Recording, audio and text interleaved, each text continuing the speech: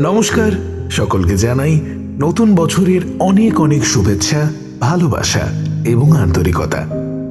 আপনাদের সকলের নতুন বছর ভালো কাটুক এই কামনা করি। আজ শুনবেন কালীগুণিন ও পঞ্চবান রহস্যের দ্বিতীয় পর্ব।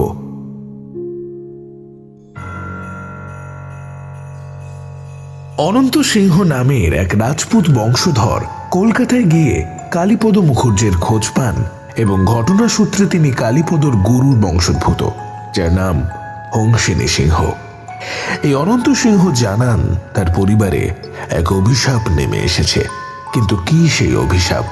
কি করে কালীপদ মুখুজ্জে বাঁচাবেন অনন্ত সিংহের প্রাণ? শুরু হচ্ছে কালীগুণিন ও পঞ্চবান রহস্য গল্পের দ্বিতীয় তথা অন্তিম পর্ব।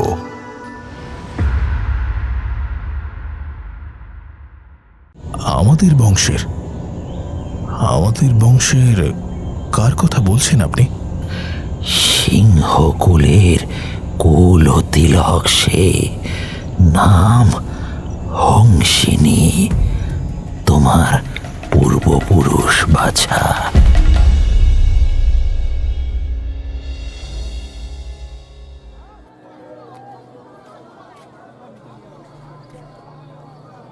অনন্তর বাক্য সমাপ্ত না হতেই কালীপদ নিজের জোর হস্ত কপালে ঠেকালো।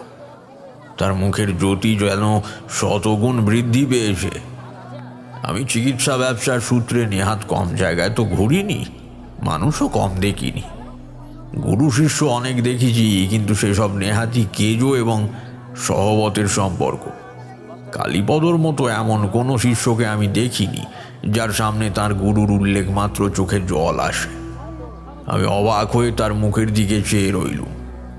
কামরার অবশিষ্ট লোকজনের মোট ঘাট আর পিঠে বওয়া জলের কুঁজো সেই সব সামলাবার তৎপরতায় বুঝলুম যান্ত্রিক সর্ব আবার বিবরে প্রবেশ করতে চলেছে। আমরাও আমাদের লটবহর নিয়ে নেমে পড়লুম।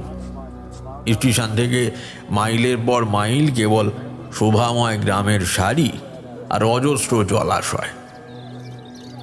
বাইরে কতগুলি টাঙ্গা, টমটম আর গোযান যাত্রীর জন্যে আশায় আশায় চেয়ে রয়েছে। একটু তফাতে দেখলুম একখানা এক ঘোড়ার টাঙা দাঁড়িয়ে রয়েছে বটের ছায়ায়। কালীপদ বলল, ওই গাড়িখানা বেশ ছায়ায় রয়েছে, রোদে তাতেনি। যদিও এই মরশুমে রোদটা মন্দ লাগে না, চলো ওইটাই ভাড়া নিই। টাঙ্গার মালিক গাড়ির ভেতরেই ছইয়ের ছায়ায় বসে বসে পাঞ্চি বুঝছে। অনন্ত গাড়ির ভাড়া জিজ্ঞেস করতে সলজ্জ মুখে বলল, বাবুদের নিয়ে যাব সে তো আমার সৌভাগ্য, কিন্তু বাবু আমার তো দুপুরের খাওয়া দাওয়া হয় নাই, সবে খাঁতি বসছিলাম। তুমি চারটে খেয়ে নিয়ে তারপর না হয়। থাক বাছা, আমাদের তারা রয়েছে, আমরা অন্যত্র দেখছি। এই বলে অনন্ত হনহন করে হাঁটা দিল।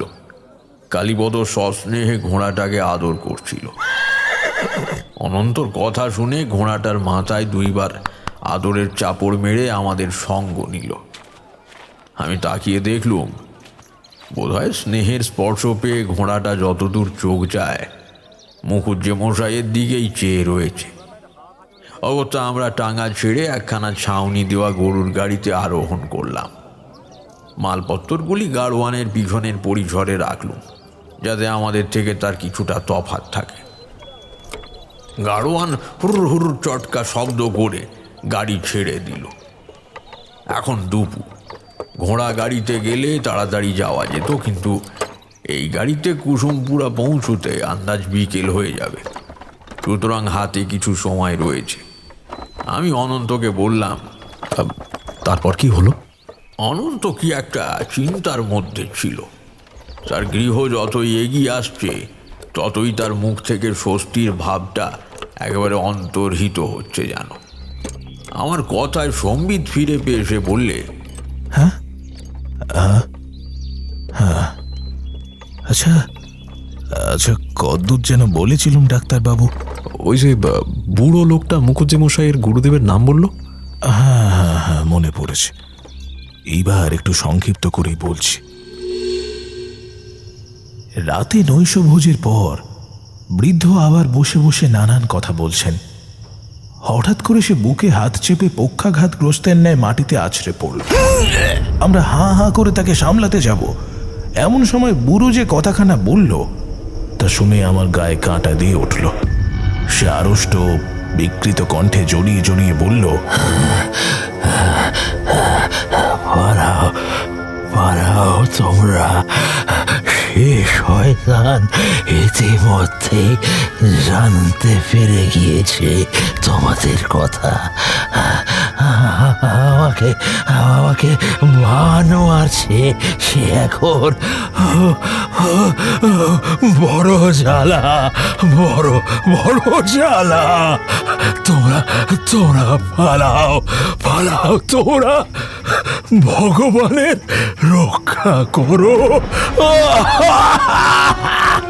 চলে গেলাম চলে গেলাম, একটু একটু জল, একটু একটু জল, একটু জল।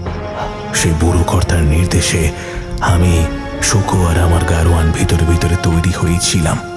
এইবার চূড়ান্ত আদেশ লাভ করে মহেনগিরির পরতে পরতে থাকা গ্রামগুলো যখন ঘুমিয়ে পড়েছে, তখন আমরা চোরের মতো বেরিয়ে পড়লাম মন্দিরের উদ্দেশ্যে। বৃদ্ধের নিযুক্ত বেতনভোগী দাঁড়িরা মন্দিরে মোতায়েন ছিল।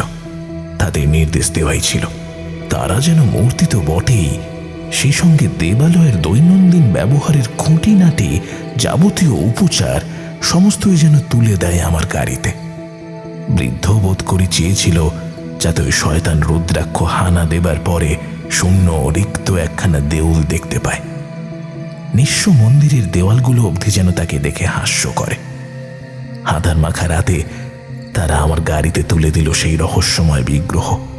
তার হাতের পাশার নির্মিত ধ্বজা এবং তুনিরের পাথুরে বানগুলো মূর্তি থেকে খুলে কাপড়ে মুড়িয়ে রেখে দেওয়া হলো গাড়িতে। আর তার সঙ্গে তোলা হলো যাবতীয় পূজার সামগ্রী। ওই যেমন স্বল্পমুখী পেতলের ভারী ঘণ্টা, গুরুভার কাঁসর, প্রকাণ্ড একখানা যজ্ঞের কুণ্ড, মন্দিরের সব কয়টি দ্বারের গোটা পাঁচেক ঢাকনি দেওয়া পাথরের দ্বারঘট, রূপার ঝালর, পাথরের পুষ্পপত্র, অর্থাৎ যা যা এই পঞ্চস্বর দেবতার নিত্য পূজায় ব্যবহার হয়। ঠাকুর বিগ্রহ দাঁড়ানো অবস্থায় নেওয়া যেতে পারে না, ফলে সেটাকে শুইয়ে দেওয়া হলো। বৃদ্ধ বলেছিলেন মন্দিরে ভগবান পঞ্চস্বরের পূজারী উপস্থিত থাকবেন। তার নাম ঝরেন্দ্র বেহেরা, চলতি নাম ঝরু। সে বংশ পরম্পরায় পঞ্চস্বর ভগবানের পূজার বিশেষ বিধি জানে। তাকেও যেন আমরা অবিলম্বে সঙ্গে করে নিয়ে যাই, এখানে থাকলে তার বিষম বিপদ। আমরা দাঁড়িদের কাছে গিয়ে শুনলাম সেই পুরোহিত তখনও নাকি এসে পৌঁছতে পারেনি। ভোরের আলো ফোটা অবধি কখনো অপেক্ষা করা শুভকর নয়, ফলে কিছু সময় অপেক্ষা করে আমরা গাড়ি হাঁকিয়ে দিলাম। মহেনগিরি পার করে যখন জঙ্গুলে পথে গাড়ি উঠেছে, দেখি কয়েকজন দুর্বৃত্তের মতো চেহারার দশাশই লোক একখানা ভারী থলি নিয়ে কোথাও যেন যাচ্ছে। গাড়ির ঠুনঠান শব্দ পেয়ে আর লোকজন দেখে তারা থলি ফেলে ঊর্ধ্বশ্বাসে বনের ভিতর দৌড়ে পালিয়ে গেল। শুকর সাহস বরাবরই অধিক। সে এক লাফে গাড়ি থেকে নেমে সেদিকে এগিয়ে গিয়ে কিছুক্ষণ নিরীক্ষণ করে বলল, মেজকর্তা, থলির মধ্যে মনে হয় কিছু রয়েছে। আমি আর মানকে তড়িঘড়ি নেমে দৌড়ে যেতে গিয়েও থমকে গেলাম। গাড়ির মধ্যে বিগ্রহকে একা রেখে তিনজনের চলে যাওয়া সমীচীন নয়। মানকে আর শুকো মিলে দড়ির গিঁট খুলতেই দেখা গেল তার ভেতরে একজন শীর্ণকায় ব্রাহ্মণ অচেতন হয়ে পড়ে রয়েছে। তার কপালে আঘাতের দাগ, তা থেকে রক্ত ঝরছে তখনও। গলায় পইতে আর কপালে চন্দন। তাকে জলপাত্র থেকে জল ছিটিয়ে জ্ঞান ফেরানো মাত্র আমাদের দেখে সে সিঁটিয়ে গেল ভয়। তার চোখ থেকে এখনো আতঙ্ক দূর হয়নি। আমাদের পরিচয় পেয়ে তখনই সে মুখ খুলল। এই ব্রাহ্মণী পঞ্চস্বরের পূজারী ঝরু। সে মন্দিরের দিকে আসার পথেই একদল লোক নাকি তাকে ঘিরে ধরে লাঠির বাড়ি মারতে শুরু করে। অচেতন হবার আগে সে এটুকুই শুনেছে যে যে মহেনগিরির বুড়ো কর্তা নাকি মারা গিয়েছে রাতেই। তারপর আর তার কিছু মনে নেই। গাড়িতে ভগবানের বিগ্রহকে শায়িত অবস্থায় দেখে তার পা জড়িয়ে হাউ হাউ করে কেঁদে উঠল সেই বৃদ্ধ ব্রাহ্মণ। আমরাও তাকে গাড়িতে তুলে নিয়ে রওনা দিলাম।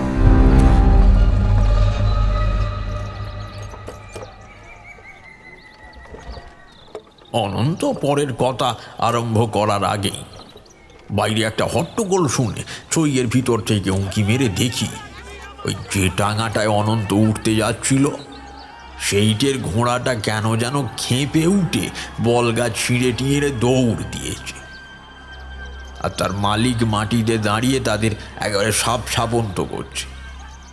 আমরা কালীপদর দিকে একটু চেয়ে দেখলাম, সে একটু একটু হাসছে, ঠিক যেন ওই ঘোড়াটার সঙ্গে মুকুজ্জে মশাইয়ের ইতিমধ্যেই কোনো একটা ষড়যন্ত্র হয়ে গিয়েছে। কালীপদ অনন্তর বিস্মিত দৃষ্টির দিকে চেয়ে বলল, আমার মন বলছে এই ঘোড়া গাড়িতে হয়তো তোমার ওই রুদ্রাক্ষ নামক কাপালিকটি সবার রয়েছে। না, ঠিক জানি না, ভয়ের কোনো কারণ আপাতত নেই। গাড়িটাকে সব যাত্রীর থেকে বাঁচিয়ে আগের থেকেই ঘাট করে রাখা হয়েছিল আমাদের পশ্চাৎধাবন করার জন্যই, এবং সেইটা কিন্তু করেছে ওই শয়তান অথবা তার লোকজন। আমাদের আগে আগে সে কোনো প্রকারে ফিরে এসেছে এইখানে। তাই তো ভাবি, হতভাগা গারোয়ানটা এদিকে বলল যে আহারে বসবে তক্ষুনি, কিন্তু ওদিকে আবার খাওয়ার আগেই নাকি দিব্যি দেখি পাঞ্চি হচ্ছে। এমন ধারা অনাচ্ছিষ্টি কারবার তো আমি কোনস্মিনকালেও শুনিনি। ভারী আশ্চর্য বটে। দুই পাশে বড় বড় গাছে আচ্ছাদিত মেঠো পথ ধরে গোযান চলেছে আপন মনে।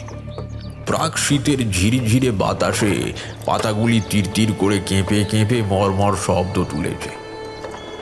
কোনো কোনো পুকুরের ঘাটে মেয়ে মানুষেরা আধ ঘোমটা টেনে দুপুরের শোকরি ভোজ্যপাত্র মেজে চলেছে, আর ঘোমটার ফাঁক দিয়ে গাড়ির দিকে এক আধবার নিরাসক্ত নয়নে তাকাচ্ছে।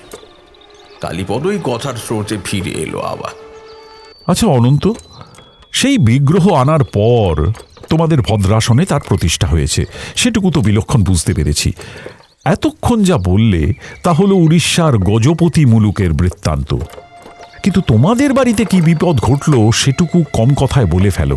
আর হ্যাঁ, ওই যে মহেন্দ্রগিরি পাহাড়ের কথা বললে তুমি, সেইটার নাম আমি কোথাও যেন শুনেছি আগেও। কি একটা যেন হয়েছিল ওই পাহাড়ে, ঠিক স্মরণ হচ্ছে না। বয়স পাচ্ছে তো। ঠাকুর, এরপর আমরা ওই পঞ্চস্বরের বিগ্রহ নিয়ে কুসুমপুরায় বাড়িতে পৌঁছালাম। পথে আর কোনো বাধা বিপত্তি আসেনি। বাড়ির এও স্ত্রীরা শাঁখ বাজিয়ে উলু দিয়ে দেবতাকে গৃহে তুলল। আমাদের বাড়িতে প্রতিষ্ঠিত কালী মন্দির রয়েছে, তার পাশেই একখানা মন্দির তুলে পঞ্চস্বরকে স্থাপিত করলাম।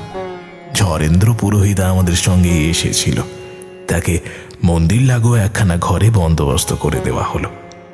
প্রথম কয়েকদিন কিন্তু নিয়ম মাফিক নিত্য পূজা করলেও তাকে দেখে মনে হতো চীনা পরিবেশ থেকে এই বিপর্যয় পড়ে তার জীবন শক্তি নিঃশেষ হয়ে এসেছে। মাঝে মাঝে অতীতের এবং গজপতিতে ওই বৃদ্ধের কথা ভেবে সে মরিয়া হয়ে উঠত। আমাদের বলতো, আচ্ছা, এমন কোনো উপায় নেই যাতে ওই নরহন্তা কাপালিককে বধ না হোক, অন্তত কয়েদ করানো যায়? বাংলার পুলিশ তো শুনেছি যথেষ্ট উপযুক্ত। তাকে গজপতির সিংহ পরিবারের হত্যা বৃত্তান্ত খুলে বললে তারা শাসন করবে না। আমি সাক্ষ্যদান করব দরকারে। ওই শয়তান কাপালিক তোমাদের পরিবারকে হয়তো এখনই ছুঁতে পারবে না, কিন্তু আমার মন বলছে সে আশেপাশেই ঘাপটি মেরে রয়েছে সুযোগের সন্ধানে, বুঝলে? ফাঁক এবং উপায় পেলেই সে আঘাত হানবে। তোমাদের বংশের ওই পুণ্যাত্মার কথা আমি মহেনগিরিতে থাকতে ওনার মুখে শুনেছি। তার প্রভাবে হয়তো রুদ্রাক্ষ তোমাদের সরাসরি মন্ত্রাঘাত করতে পারছে না, কিন্তু এমন কোনো পন্থা সে বের করবেই যার প্রভাব এতটাই অমোঘ যে ওই পুণ্য প্রভাবও সেই আক্রমণকে প্রতিহত করতে পারবে না। আর সেই রাজপুতের কলঙ্ক তোমাদের ছাড়লেও আমাকে রেয়াত করবে না। পুরোহিতের মুখ দেখে আমাদের মনে হতো না যে তার নিজেকে নিয়ে একটু মৃত্যু ভয় রয়েছে, বরং নিজের প্রভুর বধকারীকে চরম শাস্তি দিতে সে নিষ্ফল আক্রোশে ছটফট করত। কিন্তু সেই মনের ভাব তার প্রশান্ত চরিত্রকে ভেদ করে খুব কমই বাইরে প্রকাশ পেত ঠাকুরমশাই। তা জড় পুরোহিত আমাদের সঙ্গে আহার করত, আমাদের সঙ্গে কথাবার্তা বলতো শান্তভাবে, কিন্তু আমরা বুঝতাম সবই, আমাদের আর কি করার রয়েছে। ইতিমধ্যে কিছু ঘটনা ঘটে গিয়েছিল আমাদের পরিবারে, কিন্তু সেসব শোনাতে গেলে কুসুমপুরা আর কতটা পথ? আগে ওই সামনের বিলটা পেরোলে আর 2 ক্রোশ পথ। বেশ, তবে সময় রয়েছে বেশ কিছু, তোমার ভয় নেই, আমি বিরক্ত হচ্ছি না। যতটুকু এবং যেমন যেমন ঘটেছে তার পুরোটা না শুনলে নিতান্ত আহাম্মুখী হতে পারে অনন্ত। একজন পুরোদস্তুর নরলোলুপ শয়তানের মুখোমুখি পড়তে চলেছি আমরা, যাকে আমি কখনো সামনাসামনি দেখিনি, তার ক্ষমতার অনুমান আমার নেই। তাই তার চালচলনটুকু আর শয়তানির বর্ণনা শুনেই তার শক্তি এবং সর্বোপরি দুর্বলতা আজ করতে হবে আমাকে। তুমি কম কথায় সবটা বলো। আগে ঠাকুর, আমার এক বন্ধু আছেন সদরে, তার নাম বিনোদ। সে বিদেশি ফার্মে পদার্থ বিজ্ঞানীর পদে কর্মরত। বিনোদ একদিন আমার মুখে বিগ্রহের কথা শুনে আমার বাড়িতে এসে উপস্থিত হয়। সে বহু পুরনো বস্তু নিয়ে নাড়াঘাটা করেছে, ফলে এই বহু প্রাচীন মূর্তির গল্প শুনে সে ব্যাপারখানে একবার সচক্ষে যাচাই করতে এসেছে। মূর্তিকে তো আর ঘরে বয়ে আনা সম্ভব নয়, তাই পঞ্চস্বরের পূজার উপকরণগুলোর মধ্যে কিছু কিছু তুলে আনলাম পুরোহিতের অগোচরে। সে তখন নাইতে গিয়েছিল পুকুরে। আমি নিঃশব্দে পাশে বসে রয়েছি, আর বিনোদ তন্ময় হয়ে খুঁটিয়ে খুঁটিয়ে জিনিসগুলো পরীক্ষা করছে। পেতলের পঞ্চপ্রদীপে খোদাই করা নকশা দেখে সে বলল যে সত্যি এগুলি বহু যুগ আগের কারিগরের তৈরি। সে সিন্দুরের পাত্র খুলে দেখল, পাথরের দ্বারঘটের ঢাকনি খুলে পরীক্ষা করলো, এবং এরপর যখন ওই ভারী পুষ্পপত্রখানা তুলে পরীক্ষা করতে যাচ্ছে, হঠাৎ দৌড়ের একেবারে সামনে বিকট হিংস্র স্বরে, জয় ভদ্রকালী, জয় ভদ্রকালী, জয় ভদ্রকালী। এই হুঙ্কার শুনে আমাদের গোটা শরীর কেঁপে উঠল ঠাকুরমশাই, আর সেই সঙ্গে কোথায় যেন একটা লাঠি ঢোকার মতো খটাস করে শব্দ কানে এলো। তাকিয়ে দেখি আমার শয়নকক্ষের দুয়ারের ঠিক সামনে দাঁড়িয়ে রয়েছে একজন ভীষণ দর্শন কাপালিক। তার পরনে ঘোর কৃষ্ণবর্ণ আলখাল্লা, কপালে সিঁদুর, গলায় অজস্র রঙের পুঁতির মালা। তার চোখের চাহনির দিকে একটিবার তাকালেই বুকের রক্ত জল হয়ে আসে ঠাকুর। সেই জলজান্ত অপদেবতা আমাদের দিকে তাকিয়ে নিচের ডান হাতটা তোলা মাত্র আমি আর বিনোদ ছিটকে দেওয়ালে গিয়ে পড়লুম। আমার ততোধিক আঘাত না লাগলেও বিনোদ ভীষণভাবে আহত হয়ে পড়ল। আমাকে ততখানি ক্ষতিগ্রস্ত না হতে দেখে ওই শয়তান নিষ্ফল আক্রোশে ঘর ছেড়ে বেরিয়ে চলে গেল। ঘটনাটা এত দ্রুতই ঘটল যে আমরা তাকে পিছু করার সুযোগই পেলুম না। পেলেও বিশেষ লাভ হতো না ঠাকুর মশাই। পরে শুনলাম ওই দানব ইতিপূর্বে আমার দাদা এবং ভাইদের ঘরেও গিয়ে ওইভাবে আক্রমণ করার চেষ্টা করেছিল, কিন্তু পরিবারের কেউই তেমন আহত হয়নি। সে যাবার সময় শুকুর প্রতিও নিজের শক্তি প্রয়োগ করেছে, কিন্তু তারও সামান্য আঘাতে লেগেছে। হে অপ্রত্যাশিত রক্ষা যে কেবলমাত্র আমাদের ওই পূর্বপুরুষ অর্থাৎ আপনার ওই গুরুদেবের পুণ্য বলেই হয়েছে তা নিয়ে কোনো দ্বিমত আমাদের ছিল না। সে হয়তো নিজের শক্তি পরীক্ষা করতেই এসেছে, কিন্তু ব্যর্থ হয়েও সে এত সহজে নিষ্কৃতি দেবে না। গজপতি বৃদ্ধের কথাই হয়তো সত্য। সেই রুদ্রাক্ষ শয়তান এখন হয়তো অপেক্ষায় থাকবে এমন কোনো অমোঘ শক্তির যাকে নিবারণ করা কোনো সাধকের অসাধ্য। কিন্তু সেইটি যে কি, তার সেই অমোঘ পন্থাটা জেনে ফেলার আগেই আমাদের সাবধান হতে হবে। কিন্তু আমি তখনও বুঝিনি ঠাকুর যে ওই রাক্ষস আমাদের চাইতে বুদ্ধিতে শতগুণ এগিয়ে রয়েছে। পুরোহিত ঝোড়ু ফিরে এসে আমাদের এই কথা শুনতে পেয়ে ক্রোধে জ্বলে উঠল। তার চোখে দেখলাম যেন প্রতিহিংসার আগুন জ্বলছে, কিন্তু তার ক্ষমতা যতটুকু আমাদেরও ততটুকুই। ইতিমধ্যেই বর্দার মেয়ে নারায়ণী একদিন বাড়িতে এসে কেঁদে পড়ল। তার স্বামী ওই লম্পট ছেলেটা তাকে বাপের বাড়ি থেকে কিছু টাকা করে নিয়ে যেতে বলেছে। বর্দা এই কথা শুনে নারায়ণীকে ওই স্বামীর ত্রিসীমানায় যেতে নিষেধ করে দিল। পরদিন ঘুম ভেঙে হারিক প্রস্থ অবাক হওয়ার পালা ঠাকুর। বাড়ির কালী মন্দিরের বিগ্রহের সমস্ত গয়না চুরি গিয়েছে। চোরু পুরোহিত পাশের মন্দিরেই শয়ন করে, ফলে বর্দা প্রথমেই তাকে ডেকে শুধালো সে কিছু দেখেছে শুনেছে কিনা। উত্তরের জোরু কিছুটা গম্ভীর হয়ে বলল যে সে কিছু জানে না, অথচ তার হাবভাব দেখে আমাদের সন্দেহ হলো যে সে নিশ্চয়ই কিছু গোপন করছে। খবরটা পাওয়া গেল কিছুক্ষণ পরেই। আমার ভাইপো মানে ওই বর্দার ছেলে দিগন্ত, আপনাকে যার কথা বলেছি একটু আগে, সেই দিগন্ত এসে আমাকে বলল, চোরের সন্ধান পাওয়া গিয়েছে কাকা। পুরোহিত মশাই সবটাই দেখেছে, কিন্তু বাবার ভয়ে খুলে বলেনি। সে কি? কে চুরি করেছে? ঠাকুর মশাই আমার ঘরে একটু আগে এসে বলল যে সে চোরকে দেখেছে, কিন্তু বড় কর্তার যা উগ্র মেজাজ, তাতে একটা খুনের ভয় সে অস্বীকার করছে। আমি জিজ্ঞেস করলাম, কে চুরি করেছে ঠাকুর, আপনি নাম বলুন। সে বলল, নিজের বোনের নাম শুনতে তোমার কষ্ট হবে না বাছা? নারায়ণী সে চুরি করেছে। কথাটা বলা মাত্র কোথা থেকে যেন আবারও লাঠি ঢোকার মতো খটাস করে সব দোকানে এলো। আমরা দুজন ধর্মড়িয়ে দেখতে গেলাম যে কেউ আড়ি পেতে আমাদের কথাবার্তা শুনছে কিনা, কিন্তু দেখি কেউ নেই। ঠাকুর মশাই, আমি সেই দিগন্তের কথা শুনে অবাক হয়ে গেছিলাম। তাকে বললুম, হ্যাঁ রে, ওই শব্দ আমিও শুনেছি সেই দিন, কিন্তু ঠাকুর মশাইয়ের কথা কিন্তু তোর বাপকে কওয়া দরকার। দিগন্ত আমার কথায় সায় দিল। পরে আমরা গিয়ে দাদারে সব বললাম, এবং দাদা নারায়ণীর পালঙ্কের তলা থেকে একটা পুঁটুলিতে সে সমস্ত গয়নার সন্ধান পেল। সে বোধ করি স্বামীর দাবি মেটানোর জন্যেই। দাদা এরপর নারায়ণীকে কিছু টাকা দিয়ে বিদেয় করে দিল। মেয়েটা কাঁদতে কাঁদতে চলে গেল আমাদের বাড়ি ছেড়ে। হে চুরির ধাক্কা সামলাতে না সামলাতেই আবার চোর পড়ল সিংহ বাড়িতে। আমার ভ্রাতুষ্পুত্র জয়ন্ত রোজকার মতোই রাতে উঠেছিল একটু বাইরে যাবার দরকার পড়ে। সে যখন গাড়ু হাতে করে নিচে নামতে যাচ্ছে, এমন সময় তার চোখে পড়ল একটা ছায়ামূর্তি খুব ধীর পায়ে পঞ্চশর মন্দিরের দিকে এগোচ্ছে।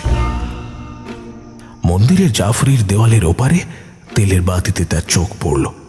ভেতরে পুরোহিত অঘরে ঘুমোচ্ছে।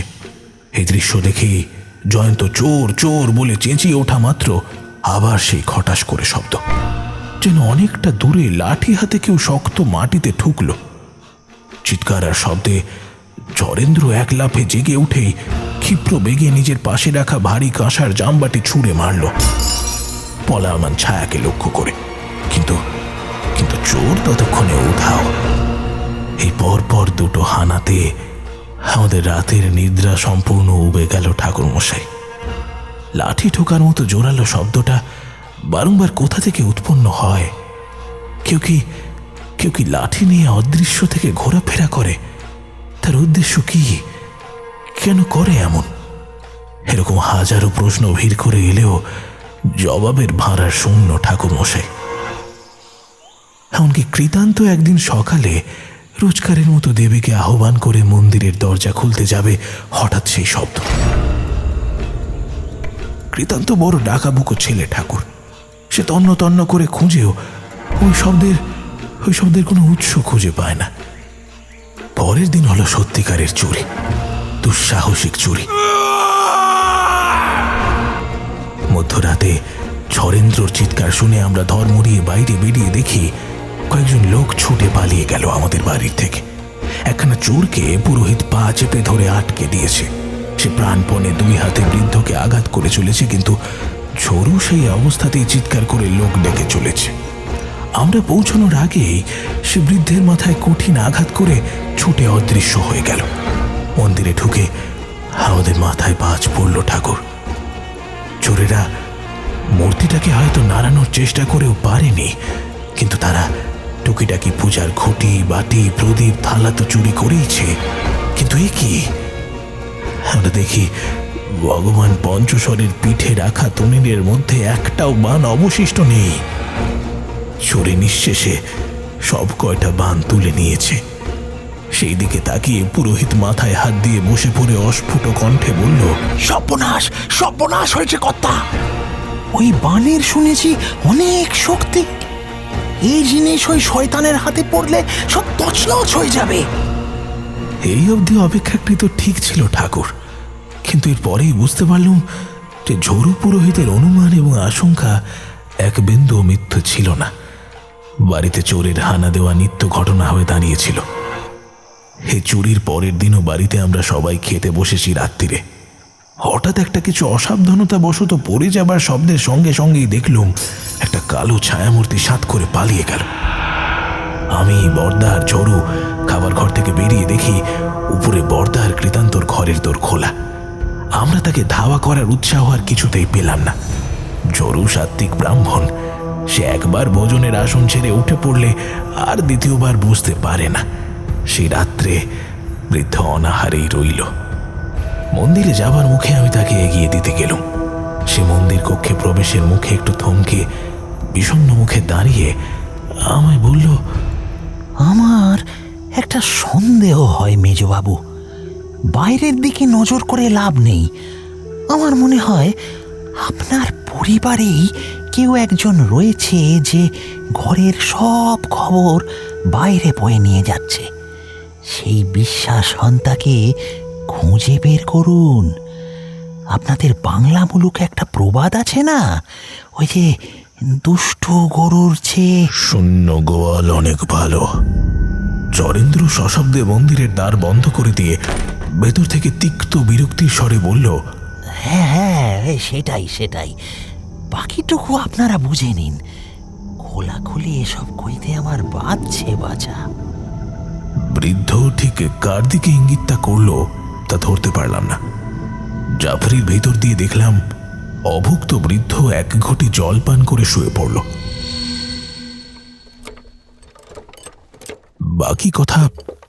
বাকি কথা একটু পরে বলছি ঠাকুর। ওই আমাদের বাড়ি এসে গিয়েছে।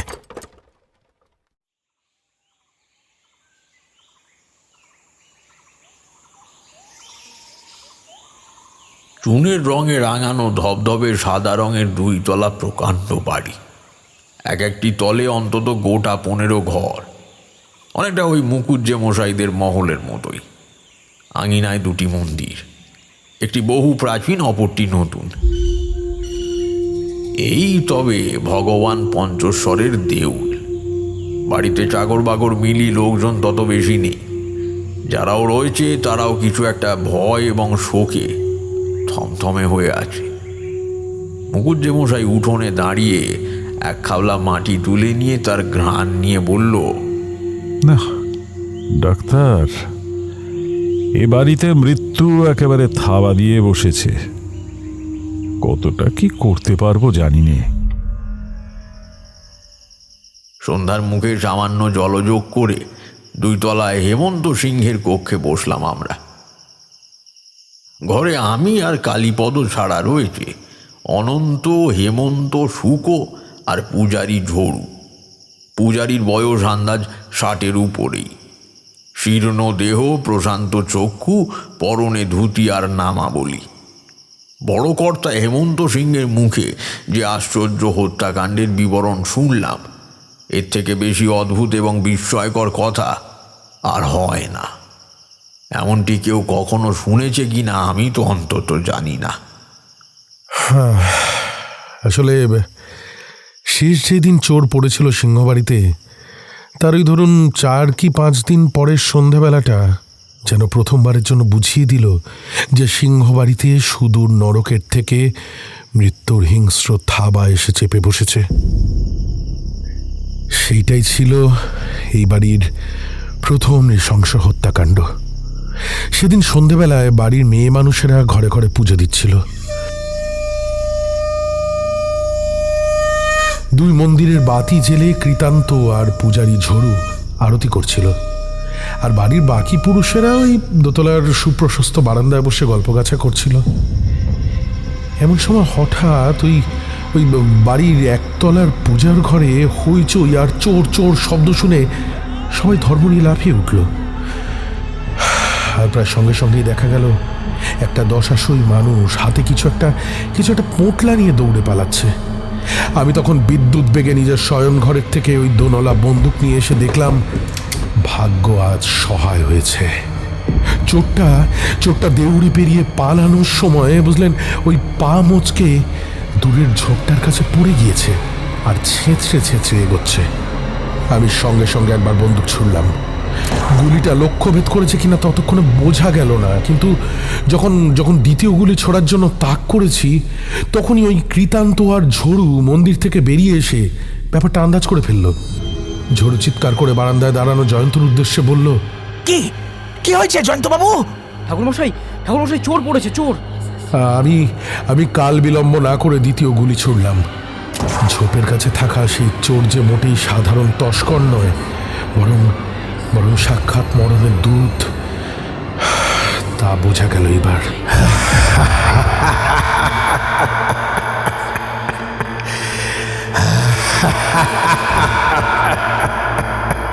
তার অট্টহাসির সঙ্গে হঠাৎ যেন চারদিকটা ওই বাজ পড়ার মতো চোখ ধাঁধানো আলোয় ভরে গেল। আর সেই আলোর মধ্যেই আলোর চেয়েও তীব্র একখানা রেখা যেন ছুটে চলে গেল। সবার দৃষ্টি ফিরলে পর দেখা গেল বাইরের ওই চোররূপী শয়তান অদৃশ্য হয়েছে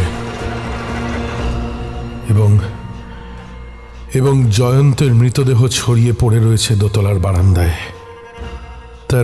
তার কণ্ঠকে এপার ওপার ছিদ্র করে যেন একটা গর্ত তৈরি হয়েছে।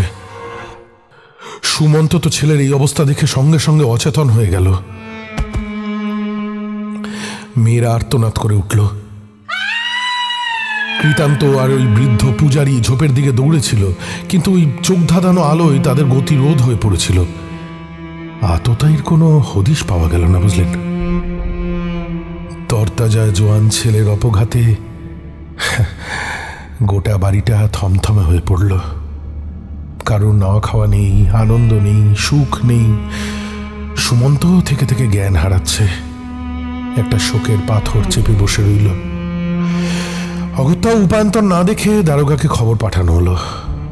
দারোগারা চাই এই সম্পন্ন বাড়িগুলোকে ফৌজদারি নিয়ে জড়াতে। দারোগা এসে মৃতদেহ পরীক্ষা তো করলই, সঙ্গে নারায়ণীর চৌর্যবৃত্তি নিয়ে একটা মহা হাঙ্গামা আরম্ভ করলে। তখন আমি আর কৃতান্ত মিলে তাকে ষোড়শোপচারে তুষ্ট করে বিদায় করলাম।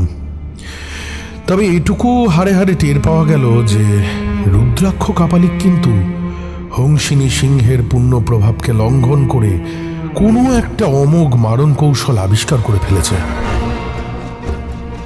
তবে সেই কৌশল যে কি তা আঁচ করাও কিন্তু কঠিন নয়। যে 5টি বান চুরি গিয়েছে ওই বানে অবশ্যই কোনো এক অমোঘ একঘাতী শক্তি রয়েছে যাকে প্রতিহত করা যায় না। ঝড়েন্দ্র পুরোহিত কিন্তু বানগুলি বেহাত হবার পরপরই ভীষণ আতঙ্কিত হয়ে পড়েছিল। সে নির্ঘাত ওই অস্ত্রের সম্পর্কে কিছু ভাষা কথা শুনেছে আগেই, আর বাকি 4খানা বান কখন কাকে এসে আঘাত হানবে সেই অপেক্ষায় সকলে ভীত হয়ে পড়ল। তারপর ওই তৃতীয় দিনে খুব যৎসামান্য আচারবিধির সঙ্গে জয়ন্তর পারলৌকিক ক্রিয়া সম্পন্ন হয়ে গেল।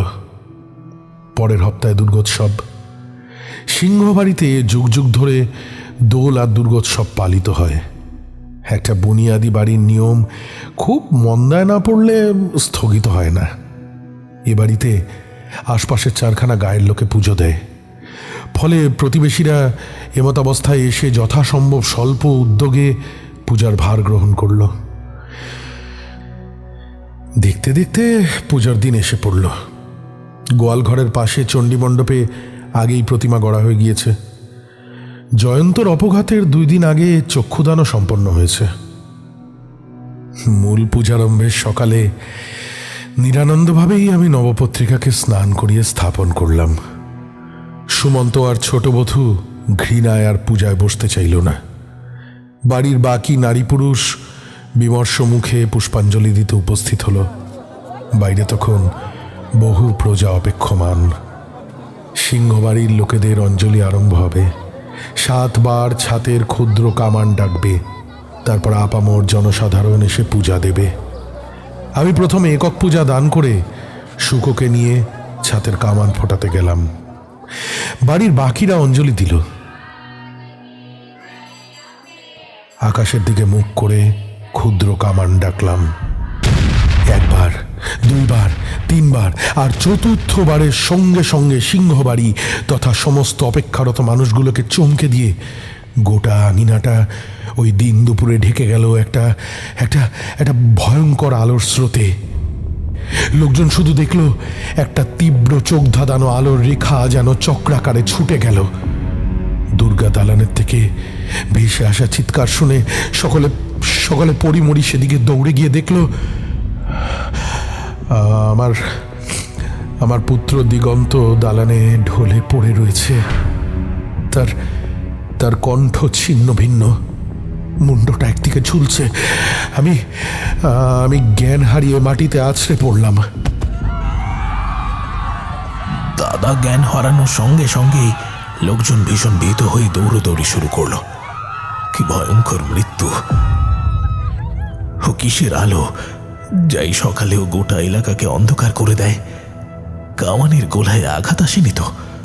লোকেরা এই প্রশ্ন তুললে পর জরু পূজারি তাদের কথা নস্যাৎ করে বলল, বাবা সকল, বড় কর্তার কামানের গোলা ছিটকে দালানে ঢোকা অসম্ভব, কারণ দালানের ভিতর ভাগ ছাতির থেকে দেখা চলে না, আর গোলা সব সময় সরল পথে চলে।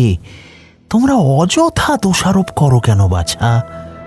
কোনো বাপ নিজের সমস্ত ছেলেকে হত্যা করে? তোমরা পারবে?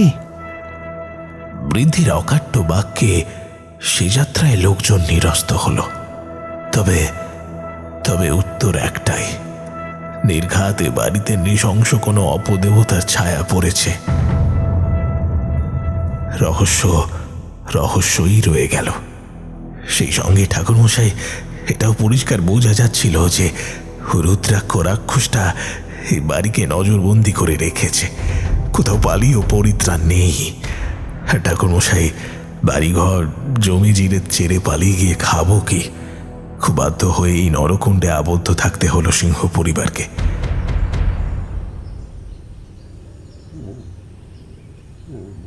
ইতিমধ্যেই একদিন ভোরে ঝরুর গোঙানি শুনে কৃতান্ত ছুটে গিয়ে পাশের মন্দিরে দেখে বৃদ্ধ একা একাই ছটফট করছে,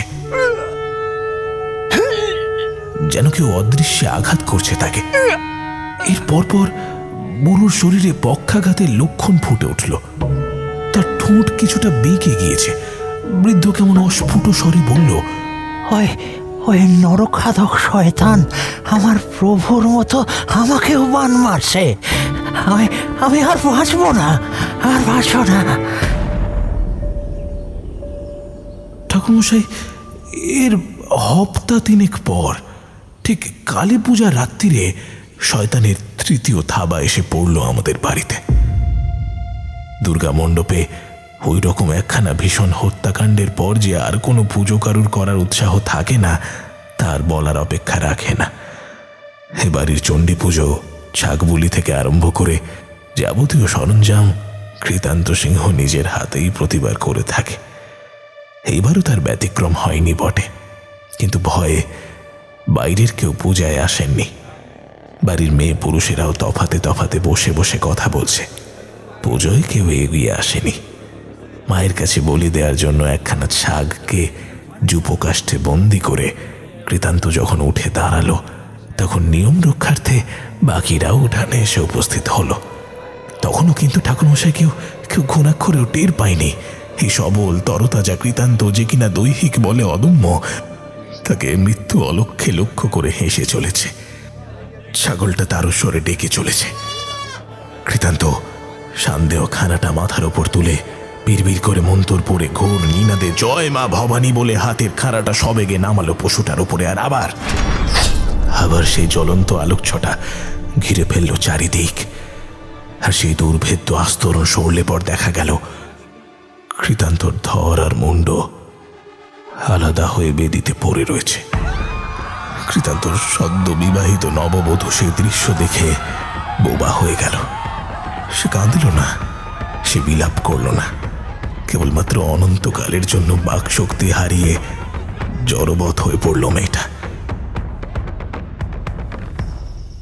সত্য বলছি ঠাকুর, এরপর আর আমাদের কারুর বাঁচার ইচ্ছা নেই, জীবনে অভিরুচি নেই। কুসুমপুর আর একজন বামুন, সে মধ্যে মধ্যে দেবতার ভরে পড়ে। সে ভাবাবিষ্ট হয়ে অনন্তকে কেন যেন কয়েছিল যে সিংহবাড়িতে কলকাতা থেকে আসা কোনো তান্ত্রিকের হাতে একখানা নরবলি হবে এবং তবেই এবারই মৃত্যুর গ্রহণ মুক্ত হবে। তাই অনন্ত কলকাতা গিয়ে তন্ন তন্ন করে তেমন একজন তান্ত্রিক বা কাপালিক খুঁজে বেরিয়েছে। আমি বেশ জানি মুখুজ্জেমশাই, ওই 5খানা বানে নিয়তি আমাদের নাম লিখে রেখেছে। 3টির রক্ত পান করেছে সে। আমাদের 3 ভাইয়ের মধ্যে আর 2 জন মরবে। এই প্রার্থনা করি যেন এই আপদ চক্ষে আর নিজের লোকের রক্ত না দেখতে হয় ঠাকুরমশাই। কালীপদর দিকে তাকিয়ে দেখলাম তার চোখেও জল এসেছে। হেমন্ত সিংহ যে কথাগুলো নিজের হৃদয়ের অন্তঃস্থলকে নিংড়েই বলছে তা শোনা মাত্র বোঝা যায়। কালীপদ ক্লিষ্ট কণ্ঠে বলল, আপনাকে স্তোক বাক্যে ভোলাবো না। আপনি আমার গুরুবংশ। আমার অমন শক্তিধর গুরুদেবের প্রভাব কাটিয়ে যখন এই শয়তান আরও বড় কোনো ঘাতক পন্থা বের করেছে, তখন এই মহাশক্তিধর শয়তানের বিরুদ্ধে কতদূর কি করতে পারবো জানি নে, কিন্তু চেষ্টা করতে দোষ কোথায়? কিছু না পারি গুরুর ভিটেতে মরতে তো পারবো। আচ্ছা ঠাকুর, আপনি তো ভগবান পঞ্চস্বরের দীর্ঘদিনের সেবায় তার পূজারী। আপনার সততা আর বিশ্বস্ততা নিয়ে বিন্দুমাত্র সওয়াল ওঠে না, কারণ গজপতিতে আপনার প্রভু, আপনার যজমান আপনাকে সন্দেহাতীতভাবে চিনতেন বলেই ভগবান পঞ্চস্বরের সঙ্গে আপনাকে পাঠিয়েছে কুসুমপুরায়। আপনিও যে আসন্ন বিপদাশঙ্কা জানতেন না তা তো নয়, কিন্তু নিজের প্রাণ ভয় তুচ্ছ করে আপনি এই ভিটেতে আঁকড়ে পড়ে আছেন, পালিয়ে যাননি। আপনি একটা কথা খুব ভালোভাবে স্মরণ করে বলুন তো, উড়িষ্যা থেকে যখন এই বিগ্রহকে নিয়ে আসা হয়, তখন আপনাকে যারা মারধর করে অপহরণের চেষ্টা করেছিল তাদের দেখতে কেমন ছিল? কোনো কথাবার্তা বা অন্যান্য লক্ষণ যা শুনে আপনার কোনো ধারণা হয়েছে? আমি যখন কর্তা বাবার আদেশ পেয়ে মন্দিরের দিকে আসছি, তখন পিছন থেকে অতর্কিতে 4 জন লোক আমার মাথায় লাঠির আঘাত করে। প্রচণ্ড আঘাতে আমি অজ্ঞান হয়ে পড়ি। তারপর এদের মুখে শুনলাম তারা নাকি আমাকে থলিতে ভরে জঙ্গল দিয়ে নিয়ে যাচ্ছিল। ইতিমধ্যে এরা এসে পড়ায় শয়তানগুলো পালিয়ে যায়। সম্ভবত তারা ভেবেছিল যে গাড়ির মধ্যে অনেক লোকজন রয়েছে হয়তো। পিছন থেকে আঘাত করেছিল সম্ভবত এই জন্যই যাতে আপনি তাদের দেখতে না পান, তাই তো? আর হয়েছেও তাই। আচ্ছা অনন্ত, তোমরা কি লোকগুলিকে পরিষ্কার দেখেছিলে? আগে না ঠাকুর, তারা অনেক দূরে ছিল তো বটেই, তাই তারা আঁধারে ছিল। গাড়ির লণ্ঠনে আর কতটুকু পথ ঠাহর হয়। তবে আমরা দেখলাম কয়েকটা লোক তড়িঘড়ি দৌড়ে পালিয়ে গেল। ঠাকুরমশাই যথাযথই বলেছে, তারা নিশ্চয়ই ভেবেছিল যে আমরা সংখ্যায় অধিক। তারা ভেবেছে তোমরা সংখ্যায় অধিক। সংখ্যায় অধিক অর্থাৎ তাদের থেকে তোমাদের লোকবল অধিক, অর্থাৎ 5-6 জনও হতে পারে। হ্যাঁ, তা হয়।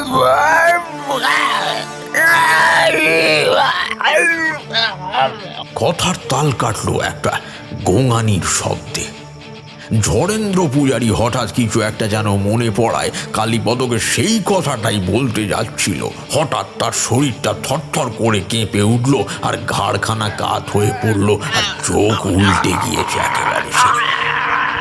সকলে ত্রস্ত হয়ে উঠে তাকে চেপে ধরলে পর বিকৃত স্বরে পুরোহিত বলতে থাকলো, আমার বন বসে ওই শয়তান জ্বলে পুড়ে গেলাম। কালীপদ বিদ্যুৎ বেগে উঠে ঝড়ুর কপালে তর্জনী স্পর্শ করে বলে উঠল, হায় ঈশ্বর, একে সত্যি বান মেরেছে কেউ। বেশ কিছুক্ষণ ছটফট করে অবশেষে একটু শান্ত হলো বৃদ্ধ। তার শরীরের সমস্ত শক্তি কেউ যেন নিংড়ে নিয়েছে। সবাই ধরাধরি করে নিয়ে গিয়ে বুড়োকে পঞ্চস্বরের মন্দিরে শয্যা পেতে শুইয়ে দিয়ে এলো।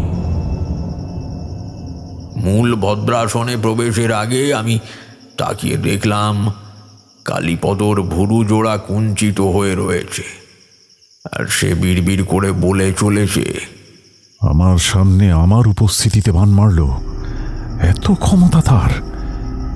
এই ভিটেতে সে বানমন্তর কাজ করলো কেমন করে? কোন রন্ধ্রে প্রবেশ করলো সে? রাতে আমি মুখুজ্জে মশাইয়ের সঙ্গেই একটা ঘরে শুয়েছিলাম। আমার সারাদিনের মানসিক আর দৈহিক অবসাদে ঘুম এসে গেছিল। কালীপদ নানান চিন্তায় দুই চোখের পাতা এক করেনি। আনমনে চিন্তা করতে করতে হঠাৎ ধড়মড় করে উঠে আমাকে ধাক্কা দিয়ে তুলল। আমি ভীষণ চমকে উঠে জড়ানো কণ্ঠে হাঁ হাঁ করে বলে উঠলাম, কি হয়েছে দাদা? কি হয়েছে?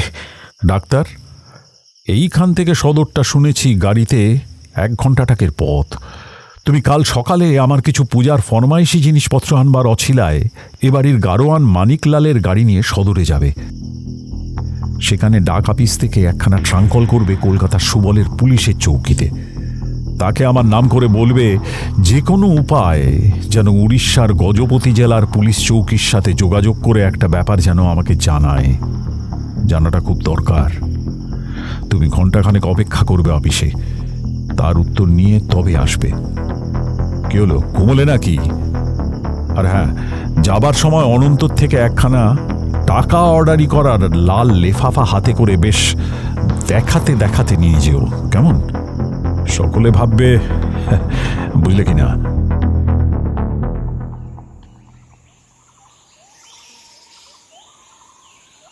সকালে দোতলার বারান্দায় বেরিয়ে দেখলাম দুই ভাইয়ে ধরাধরি করে ওই ঝড়ু পুরোহিতকে চৌপাইতে এনে বসিয়েছে।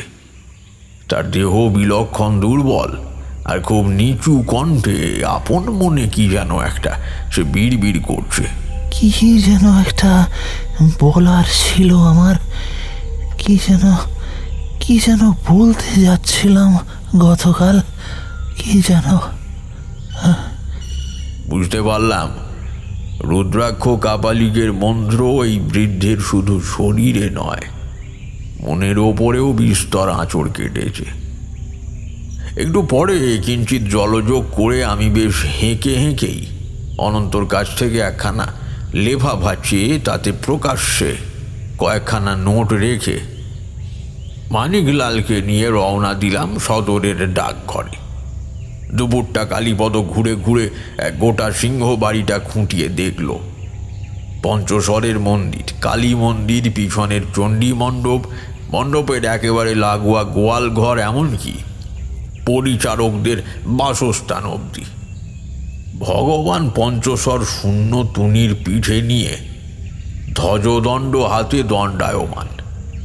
বিগ্রহের সূক্ষ্ম থেকে অতি সূক্ষ্ম কারুকাজ এতটাই নিখুঁত যে ভাস্করকে শত কুর্নিশ করতে ইচ্ছে হয়। উচ্চতায় অন্তত 8-9 হাতের কাছাকাছি তো হবেই। মুখে প্রশান্ত ভাব, চক্ষু স্নিগ্ধ, চেহারা বলিষ্ঠ। এই তবে ভগবান পঞ্চস্বর অর্থাৎ কন্দর্প। আমার মনে মনে একটা কথা ঘুরঘুর করছিল। কামদেব পঞ্চস্বরের যে 5খানা বানচুরি গিয়েছে, শাস্ত্রমতে সেগুলির কার্যকারিতা তো দেহের উন্মাদনা সৃষ্টির ক্ষেত্রে। ওই কাপালিক কামনা উন্মাদনার বান দিয়ে কি উপায়ে নরবধ করছে আবার অন্য কোনো অভাবনীয় উপায় যদি সে উদ্ভাবন করবে, তবে বিশেষ করে এই বানগুলি তার চুরি করার কি আবশ্যকতা ছিল? কাপালিক রুদ্রাক্ষর কুটিল মনের চোরাগলিতে যে কোন হিংস্র অভিসন্ধি লুকিয়ে রয়েছে তা ধরা আমার কম্য নয়। বোধ করি মুকুজ্জে মশাইও এক বিন্দু থই পাচ্ছে না। সে ললাটে ভাঁজ ফেলে আকাশ পাতাল ভেবে চলেছে খালি। আপন মনে বিড়বিড় করেছে আর বাতাসে আঙুল দিয়ে আঁক কেটে কেটে কি যেন মেলানোর একটা চেষ্টা করছে। আবার সব ছেড়ে দিয়ে বিষণ্ণ মুখে বলছে, ধুত্তর, তাও তো মিলছে না। না না না না না না, ধরা যাচ্ছে না, ধরা যাচ্ছে না। হেমন্ত সিংহ তো বটেই। কালীপদর নিস্তেজ আচরণ লক্ষ্য করে অনন্ত সামান্য যেন নিরাশ হয়ে পড়েছে। কালীপদ একবার মূর্তিটা দেখিয়ে অনন্তকে বলল, আচ্ছা অনন্ত, একটা কথা বলতে পারো? এই ডান কাঁধের তুনিরটাকে ধরে রাখার জন্য ডান কাঁধ থেকে বাম কাঁকাল অব্দি একখানা ফিতের মতো পট্টি নেমে এসেছে বিগ্রহের বুকের ওপর দিয়ে, কিন্তু বাম দিকের কাঁধের থেকেও অবিকল একখানা পট্টি নেমেছে ডান দিকের কোমর অব্দি। ওইটা কেন রয়েছে? ওদিকে তো কোনো অস্ত্র দেখছি না।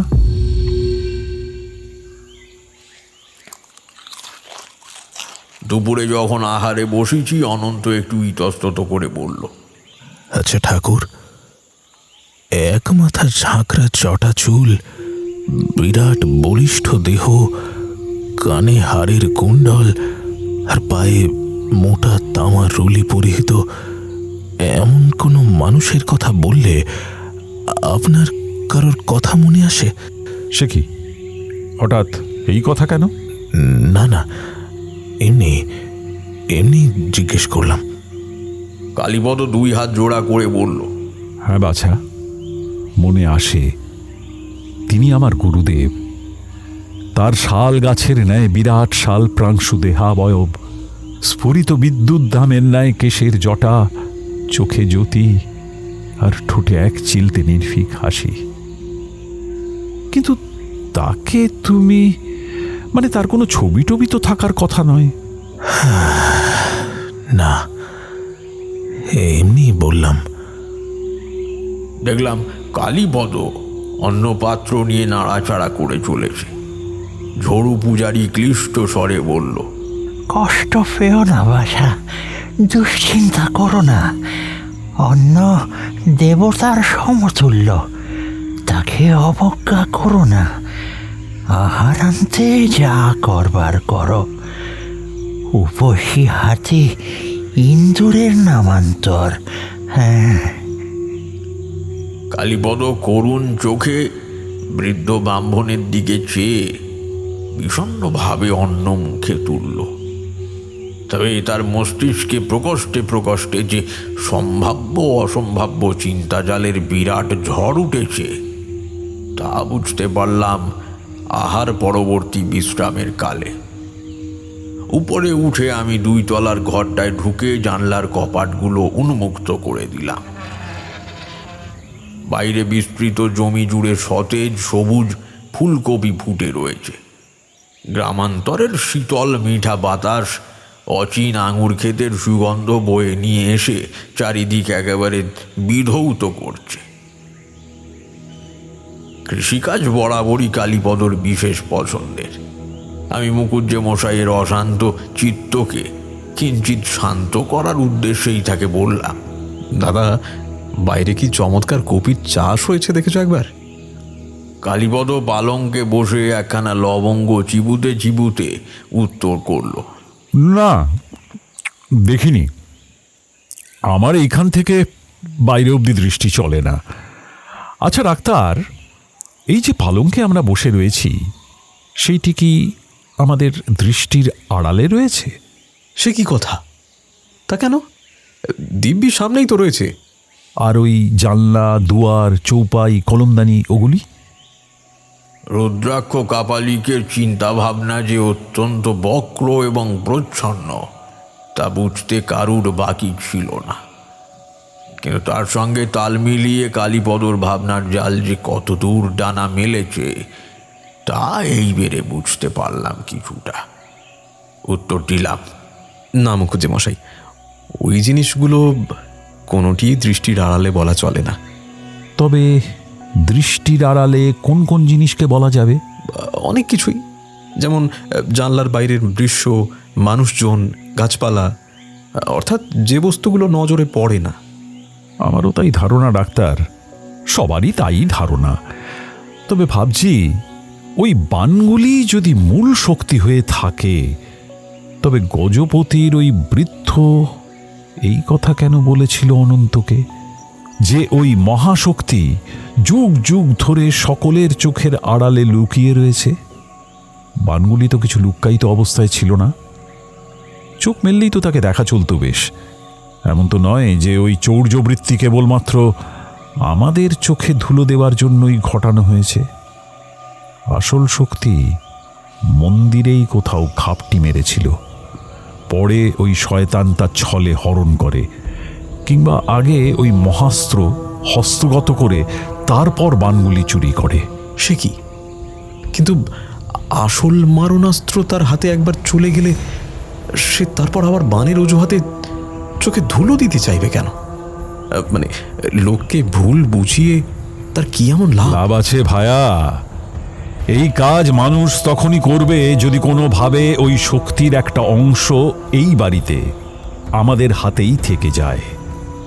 সেই জিনিসটাকে যাতে কেউ মারণাস্ত্র বলে ভাবতে না পারে, যাতে অকিঞ্চিতকর দ্রব্য ভেবে কোনায় পড়ে থাকে, যাতে সবার নজর বানের দিকেই নিবদ্ধ হয়, সেই জন্যই এই ধোকার দরকার ছিল ওই শয়তানের। অনুমান করে বলছি বটে, কিন্তু আমার মন বলছে পুরোটা অনুমান নয়। সেই শক্তি কি হতে পারে বলতো? বিগ্রহের হাতের ধ্বজাটাকে প্রথমে সন্দেহ হয় বটে, কিন্তু ওইটে তো একবারে লুকোনো অবস্থায় নেই, ফলে সেটা হতেই পারে না, অন্য কিছু। আরও একটা জিনিস খটকা লাগছে, বিগ্রহের কাঁধের তুনিরের বন্ধনী ফিতার যৌক্তিকতা তো বুঝেছি, কিন্তু অপর দিকের আরেকটি আড়াআড়ি সুতোর মতো ওইটা কি? ওইটা নয় তো? ওইটা সত্যি কামদেবের মূর্তি তো ভায়া। হাতে ধনুক, পিঠে তুনির, রীতিমতো যোদ্ধৃ বেশ, অথচ অপর হাতে নিশান। এইভাবে ধ্বজাধারী হয়ে কি কেউ যুদ্ধ করে?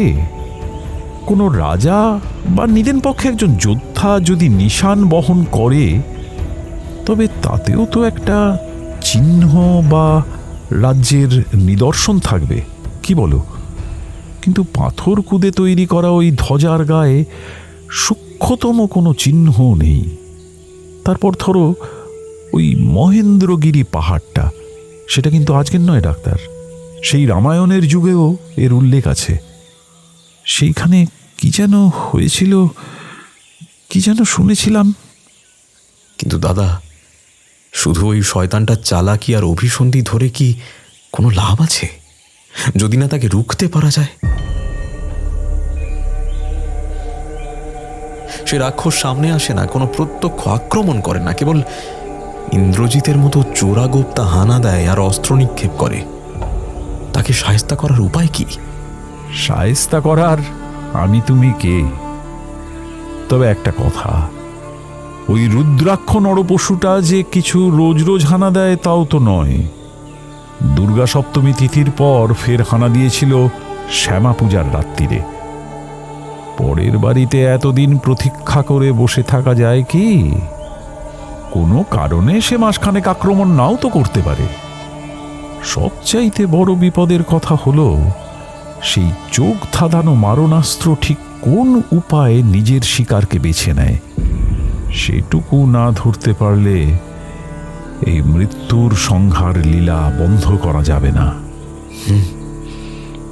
কথাটা তো যথার্থ বলেছ, কিন্তু আমাদের হিসেব মতো সে তো আর চলবে না, হানাও দেবে না। তবে উপায় কি? উপায়টা সুন্দরবনের ভাষায় বললে বুঝবে কি ডাক্তার? সেই তোমাদের খাওটো যাওটো আশিটি করিটি সেই ভাষা? যা হোক, শুনি আগে। না না, খাওটো যাওটো নয় হে, এটাকে জঙ্গলের আদিম ভাষা বলতে পারো। আর জানো তো, জঙ্গলের ভাষা কখনোই লক্ষ্যভ্রষ্ট হয় না। বাঁধা বনের গায়ে একটা চলতি কথা রয়েছে, মৌতাহ তরুর ঝাঁকার তাহে, মৌয়ারি ছুটেটে দশেরও বাহে। মানে মানে মৌলিরা যখন মৌ সংগ্রহ করতে বনে ঢোকে এবং চাকের ভেতরে থাকা মৌমাছির সংখ্যা বা অবস্থান কিছুতেই আন্দাজ করতে পারে না, তখন তারা গাছে মৃদু মৃদু ঝাঁকানি দিয়ে লুকিয়ে পড়ে। মৌমাছি সেটাকে আক্রমণ না ভেবে ঝড়ের আগমন বলে ভুল করে এবং 10 দিকে উড়ে পালিয়ে যায়। যদি ফাঁদ বলে বুঝত তবে শত্রুর সন্ধান করত। বুঝলাম, কিন্তু তাতে আমাদের কি? মানে কি করতে চাইছো সেটা বলো দেখি। মৌচাকের গাছটায় একটা ঝাঁকুনি দিতে হবে আজই। সবুরে শুধু মেয়া ফলে না ডাক্তার, অনেক সময় সুযোগও হারায়। কিন্তু তাতে তোমার কোনো বিপদ নেই তো? আছে বই কি, বিলক্ষণ আছে। প্রথম কোপটা তো আমার ঘাড়েই পড়া উচিত। যদি তা না হয় তবে শিকার হবে এ বাড়ির যে কোনো একজন বংশধর। এদের বিলুপ্ত করতে পারলেই পঞ্চস্বরের সম্পূর্ণ অধিকার বর্তাবে ওই কাপালিকের হাতে, কারণ সেও সিংহ বংশেরই 3য় শাখার রক্ত। তবে একটা কথা, এই ভয়াবহ মারণ শক্তি হাতে আসার পরেও যখন সেই বংশকে বিনষ্ট করে বিগ্রহের দৈব অধিকার চাইছে, তখন বুঝতে হবে পঞ্চস্বরের কাছে আরও কোনো এক বা একাধিক মহাশক্তি রয়েছে। শয়তানটা নিজেও সম্ভবত সেটার ব্যাপারে পরিষ্কারভাবে জানে না, শুধু লোক কথা মারফত তার অস্তিত্বটুকু শুনেছে নিশ্চয়ই। আমি তার ধান খেতে মই দিতে এসেছি, সে কি আমাকে ছেড়ে দেবে অমনি? এই কথাখানা শুনে আমার মুখ একেবারে শুকিয়ে এলো। কলকাতা ছেড়ে আসার সময় বৌঠানের বিষাদরুদ্ধ করুণ হাসিখানা মনে ভেসে উঠল এই বেড়ে। কালীপদর অবর্তমানে সেই সতীলক্ষ্মী যে আর একটিও সূর্য দেখবে না, সেইটে স্থির। আবার এই একগুঁয়ে যেদি মানুষটি যে এই নরসংহারক রাক্ষসটার শেষ না দেখে পালিয়ে যাবে না, সেটাও এক প্রকার স্থির। আমি পড়লাম মহা সংকটে। তারপরে ভাঙা কণ্ঠে বললাম, তুমি কিছু একটা স্থির করেছো যখন, কারুর কথায় কর্ণপাত করবে না জানি, তবে নিজের গুরু দক্ষিণা পরিশোধ করতে গিয়ে নিজের জীবন বিনষ্ট করো না, এটুকুই আরজি। তোমার অনেক কথা শোনা আমার বাকি রয়েছে, আমারও বহু কথা বলা বাকি রয়েছে। সেসব কথা কখনো আমি তোমাকে বলিনি দাদা, কখনো বলিনি। তুমি নিপাত যাও ডাক্তার, এমন করে কাঁদতে হয় পুরুষের? রাক্ষসীর আঁচলে যে নিজের সবকিছু বেঁধে রেখেছে, তার জীবন মৃত্যুর হিসেব ওই মুন্ডমালি রাখে। গুরুর ভিটেতে যে মরাও পুণ্য ডাক্তার, সে সুখে আমায় বঞ্চিত করা কি তোমার কর্তব্য হয়? তোমার সুখ তোমার থাক, আমার ওসব বুঝে কাজ নেই। আমি তোমাকে নিয়ে আবার কলকাতায় যাব,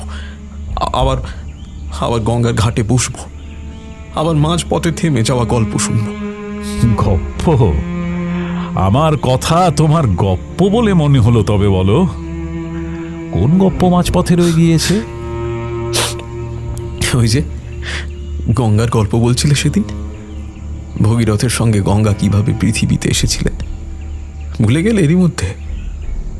বহুক্ষণ কোনো সঙ্গত প্রত্যুত্তর না পেয়ে আমি অবাক হয়ে মুখ তুলে তাকালাম, আর সঙ্গে সঙ্গে শয্যা থেকে এক লাফে উঠে দাঁড়ালাম। তার কারণ এই নয় যে আমি কালীপদর কথা শুনে বিশেষ কিছু পন্থা আবিষ্কার করতে পেরেছি, বরং তার থেকেও শতগুণ আনন্দের বস্তু আমার চোখে পড়েছে ততক্ষণে। কালীপদর চক্ষুদয় সরু হয়ে এসেছে, চিবুক কঠিন হয়ে এসছে, আর তার আঙুলগুলি পরস্পরের সঙ্গে কামড়ে রয়েছে। আমি উচ্ছ্বসিত হয়ে চিৎকার করে উঠতে গিয়েও নিজেকে সংযত করে নিচু সুরে বললাম, কিছু কি বুঝতে পেরেছো দাদা? পেরেছি ডাক্তার, এইবার মনে হয় সবটুকু ধরতে পেরেছি। কি ভয়ঙ্কর, কি নির্মম, কতখানি সুকৌশলে পুরো হত্যাকাণ্ডের রচনা করেছে ওই শয়তান। তোমাকে যে কি বলে ধন্যবাদ জানাই ভায়া, তুমি তুমি না থাকলে আর গঙ্গার কথাটা না বললে আমার সাধ্যি কি ধরতে পারি। কি আশ্চর্য, এই ব্যাপারটা তবে নিছক কবির কল্পনা নয়। কবির কল্পনা? কোন কবি? কবির কবি, আদি কবি, রামায়ণের স্রষ্টা স্বয়ং মহারিষি বাল্মীকি। রামায়ণের একটা ক্ষুদ্র পরিসরে একেবারে হুবহু এই রকম একখানা হত্যাকাণ্ডের কথা লেখা রয়েছে। সে ঘটনা আমরা পাঠ করেও সামান্য ঘটনা মনে করে এড়িয়ে যাই, কিন্তু একটা মারণাস্ত্রের কি বিপুল প্রয়োগ কৌশল যে সেই ছত্রে আত্মগোপন করে রয়েছে, সে কথা বোধ করি একমাত্র মহর্ষি বাল্মীকি জানতেন।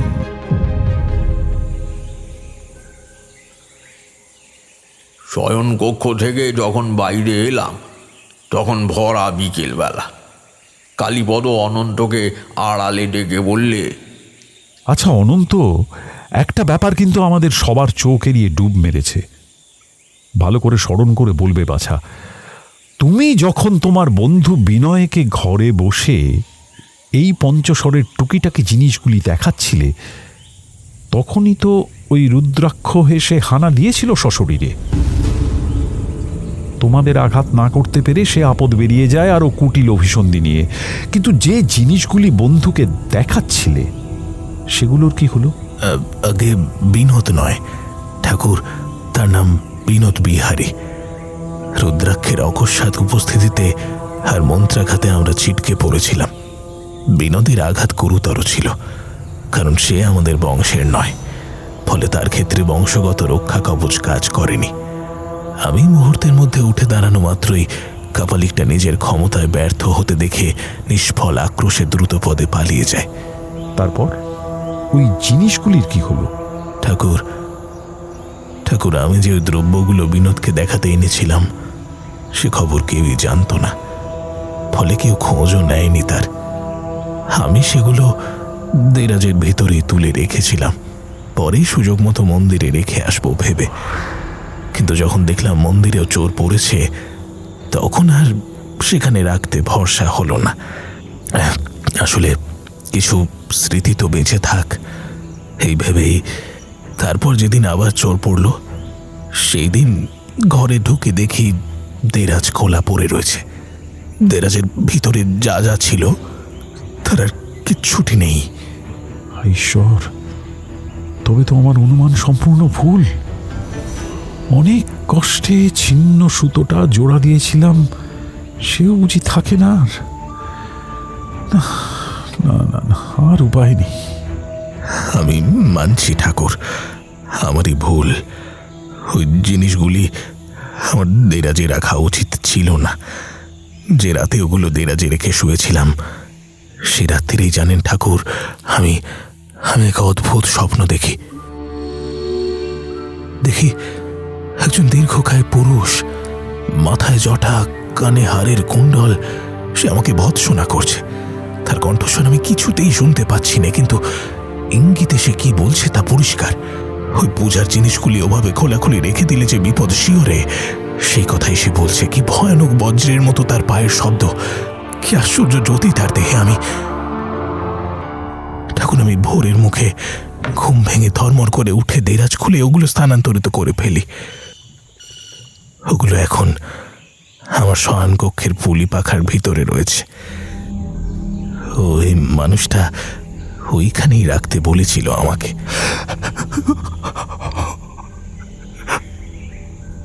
কালীপদ দু হাতে মুখ আবৃত করে শিশুদের মতো কেঁদে ফেলল। আমি তার পিঠে হাত রাখলাম। কালীপদ যখন মুখ তুলল, তখন তার চোখে আলো ঠিকরে বেরুচ্ছে।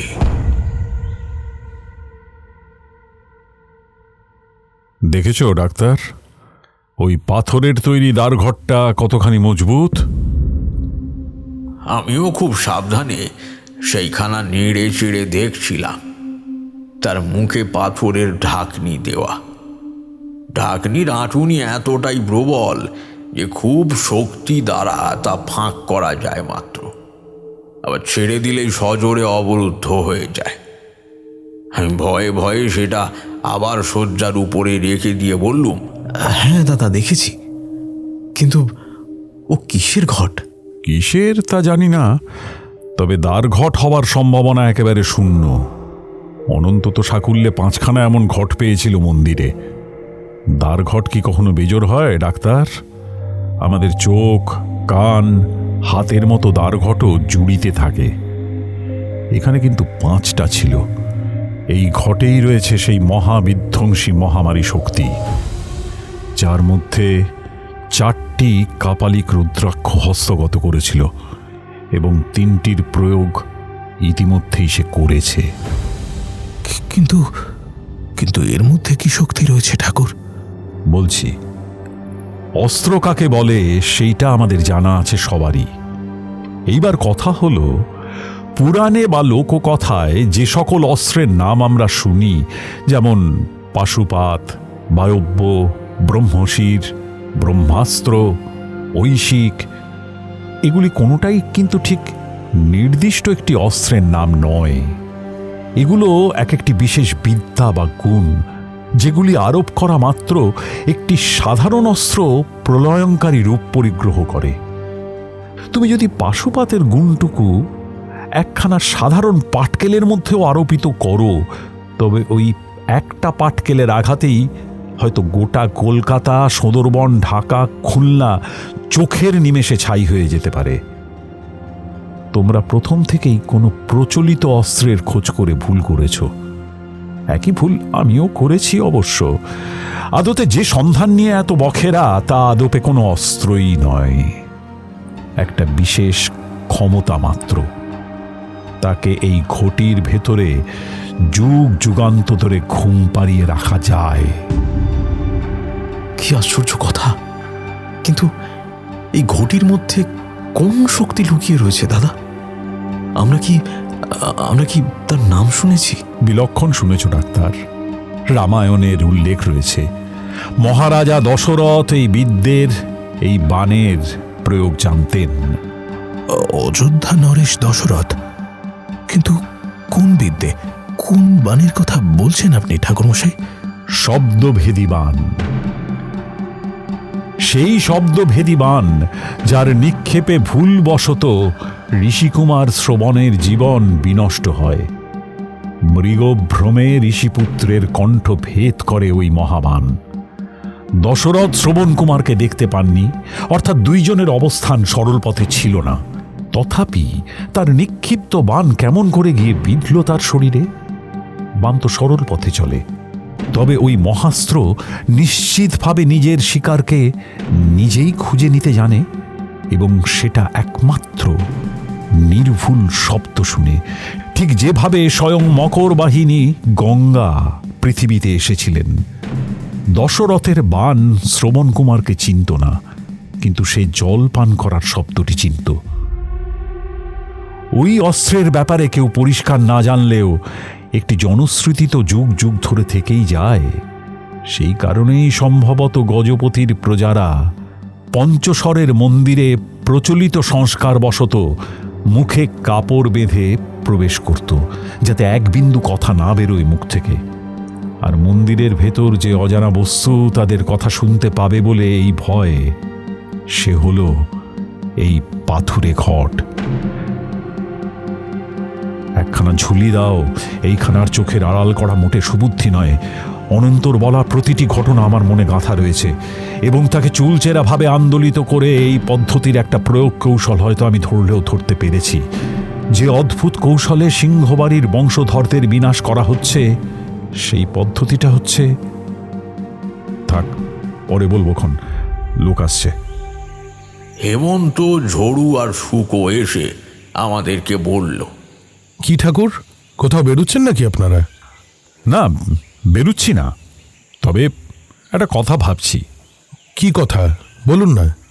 আমি কি ভাবছি, কি করছি, সে কথা আপনাকে তো বলতে আমি বাধ্য নই, আর ইচ্ছুকও নই। আমি এদের সঙ্গে আলোচনা করে নেব। ঠাকুর, আপনি বামুন বটে, কিন্তু আপনি আমাকে এভাবে অবমাননা করার সাহস পেলেন কোথা থেকে? অবমাননা তার হয় কর্তা যার মান রয়।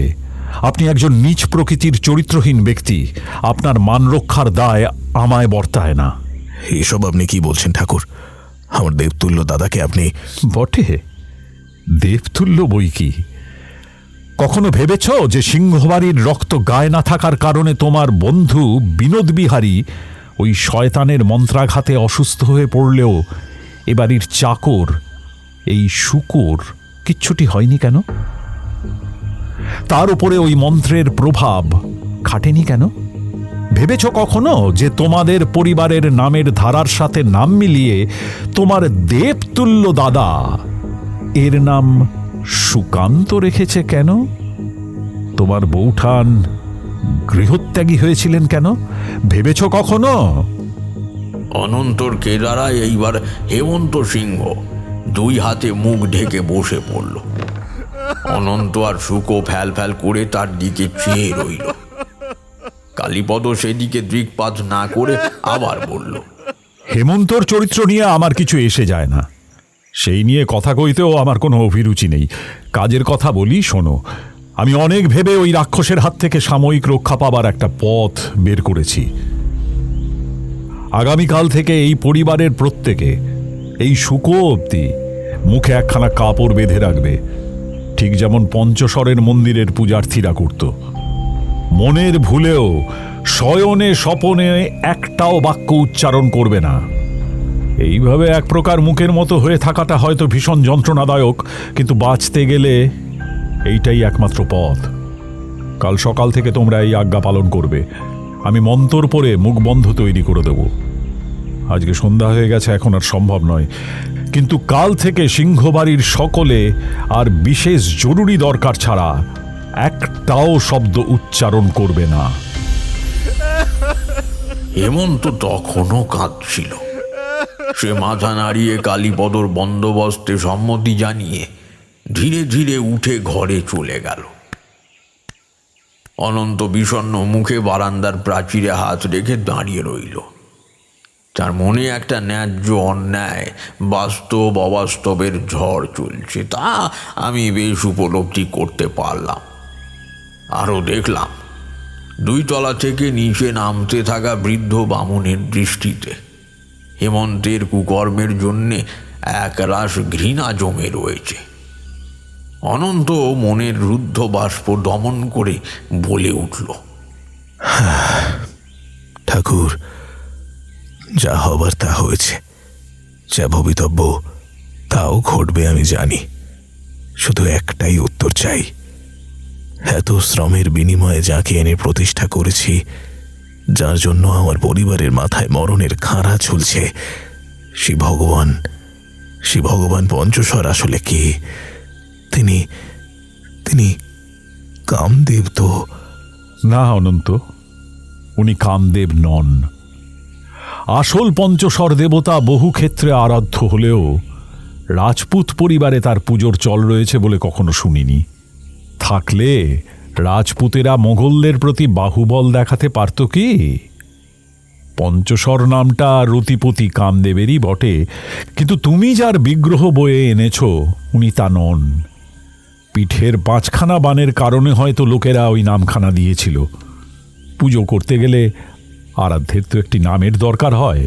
হ্যাঁ, কিন্তু নাম দেবার কি আবশ্যকতা? তার আসল নামেই তো ডাকা চলতো। হ্যাঁ, তা চলতো, কিন্তু চলার জন্য তো নামটা জানা দরকার। ওনার আসল নামটা, আসল স্বরূপটা সম্ভবত কেউ ধরতে পারেনি। আপনি পেরেছেন?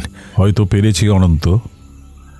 ওনার কাঁধের পৈতাই সেই পরিচয় দিয়েছে। কে মুখুজ্জে মশাই? কে উনি? কাকে বয়ে এনেছি আমি আমার ঘরে? হ্যাঁ, এখন সে কথা বলা সমীচীন নয় বাছা, এই 2 দিন অন্তত নয়।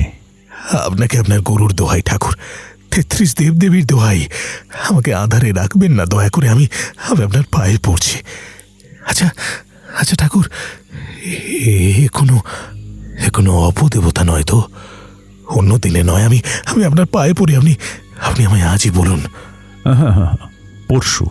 পরশু। এই বলে হন হন করে ঘরে এসে ঢুকে পড়ল। অনন্ত নিরাশার দোলাচল বুকে নিয়ে চলে গেল পরে। আমি ঘরে প্রবেশ করে ধীরে ধীরে বললুম, ছেলেটা বড্ড শঙ্কায় রয়েছে দাদা। ওকে বললে কি ক্ষতি হতো? হতভাগা এমন দিব্যি করালে যে উত্তর না দিয়েও উপায় ছিল না। সে কি, কখন উত্তর দিলে? ডাক্তার, কোনো মূর্তি যদি কোনো মন্দিরে স্থাপিত হয় তবে কখনো শুনেছ যে সেই মূর্তি নিজে হেঁটে হেঁটে মন্দিরে ঢোকে? কিন্তু গজপতির মন্দিরে এই বিগ্রহের বিরাট বিরাট চরণ চিহ্ন ছিল। সেগুলি একমুখী, অর্থাৎ যে ঢুকেছে সে আর বেরোয়নি কখনো। ওই মূর্তি আদৌ মূর্তি নয়, ওইটি আসলে শরীরের প্রস্তরীভূত রূপ। কালের প্রভাবে তাতে কিছু ক্ষয় ধরেছে, কিন্তু লয় হয়নি।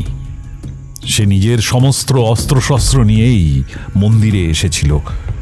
হাতে অস্ত্র, দেহে যোদ্ধা, অথচ কাঁধে উপবীত, মুখে ব্রহ্ম এবং ক্ষাত্রতেজের যুগপৎ বাঁধন।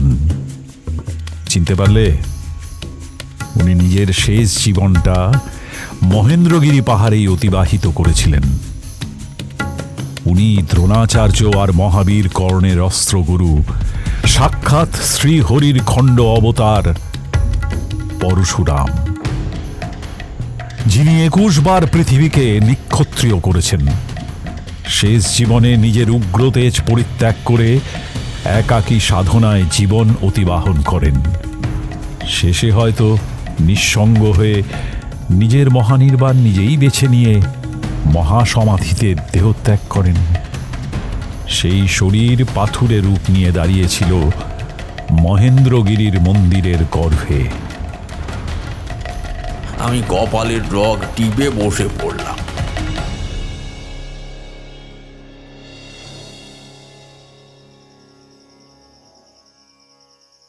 সন্ধ্যা উত্তীর্ণ হয়ে রাত্রির পা রাখল পৃথিবীর বুকে। আন্দাজ 8:30 নাগাদ নিচের খাবার ঘর থেকে খাবারের হাঁক এলো। শুকো অত্যন্ত আড়ষ্ট হয়েছিল বিকেলের পর থেকেই। কালীপদ তাকে ডেকে স্নেহের বাক্য বলে স্বাভাবিক করে আনল। খাবার ঘরে ঢুকে শুকোর মুখে শুনতে পেলুম, ঝড়ু পূজারি আজ থেকে হেমন্তের সঙ্গে এক পংক্তিতে আহার করতে অস্বীকার করেছে। হেমন্ত বিমর্ষ মুখে বসে রয়েছে। কালীপদ গিয়ে তার পাশে উপবেশন করতে হেমন্ত মুখ তুলে ক্লিষ্ট স্বরে বলল, আপনি তো বামুন, আমার সাথে এক সারিতে বসে আহার্য গ্রহণ করলে আপনার জাতি যাবে না ঠাকুর? আমার জাত এত ঠুনকো নয় সিংহমশাই যে ঠোকাঠুকি লাগলেই গুঁড়িয়ে যাবে। আপনার আচরণে আমার ক্রোধ হয়নি, হয়েছে আপনি কথা গোপন করেছেন বলে। আমি সিংহ বংশকে রক্ষা করতে লিপ্ত জেনেও আপনি সুকান্তের আসল পরিচয় আমাকে জানাননি। গোপনে একান্তেও তো জানাতে পারতেন। এই মুহূর্তে ভেবে দেখুন, ওই একটি ছাড়া আপনাদের রক্তের আর কে বংশের বাতি রইল? আমার গুরুর দেহে যে রক্ত বইত, আপনার আর এর দেহেও তাই। তবে ঘৃণা কি? মানুষে মানুষে কি ঘৃণার সম্পর্ক হয়? আপনার এই আহাম্মুকির জন্য ছেলেটা মারা পড়তে পারত, কারণ ওকে আমি রুদ্রাক্ষের শিকারের যোগ্য বলেই ধরিনি এই কদিন। সুকান্ত আমাদের ডেকে দিয়ে জড়সড় হয়ে দুয়ারে দাঁড়িয়েছিল। কালীপদ তাকে আদেশের সুরে পাশে খাওয়াতে বসালো। অনন্ত শুকোর মাথায় হাত বুলিয়ে দিয়ে বললে, হতভাগা ছেলে, ওভাবে ওভাবে কেউ ঘাড় গুঁজে খাবার নাড়াচাড়া করে নাকি? হ্যাঁ? সুকান্ত তার মেজ কর্তার বুকে মুখ লুকোলো।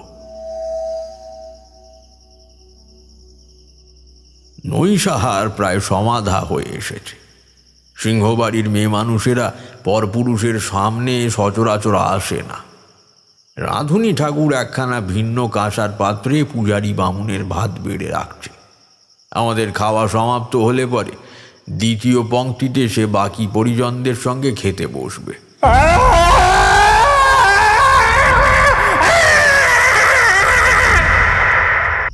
আচমকা ঝড়ু পুরোহিতের একটা তীব্র চিৎকারে আমরা তো বটেই, চাকর বাকরের দল, এমনকি সুমন্ত সিংহ আর তার স্ত্রী অবধি দৌড়ে বাইরে বেরিয়ে এলো। এবং এসে যা চোখে পড়ল তার জন্য আমি একেবারেই প্রস্তুত ছিলাম না। পঞ্চস্বরের মন্দিরের ভেতর থেকে ঝড়ু চিৎকার করে চলেছে। কে আছো?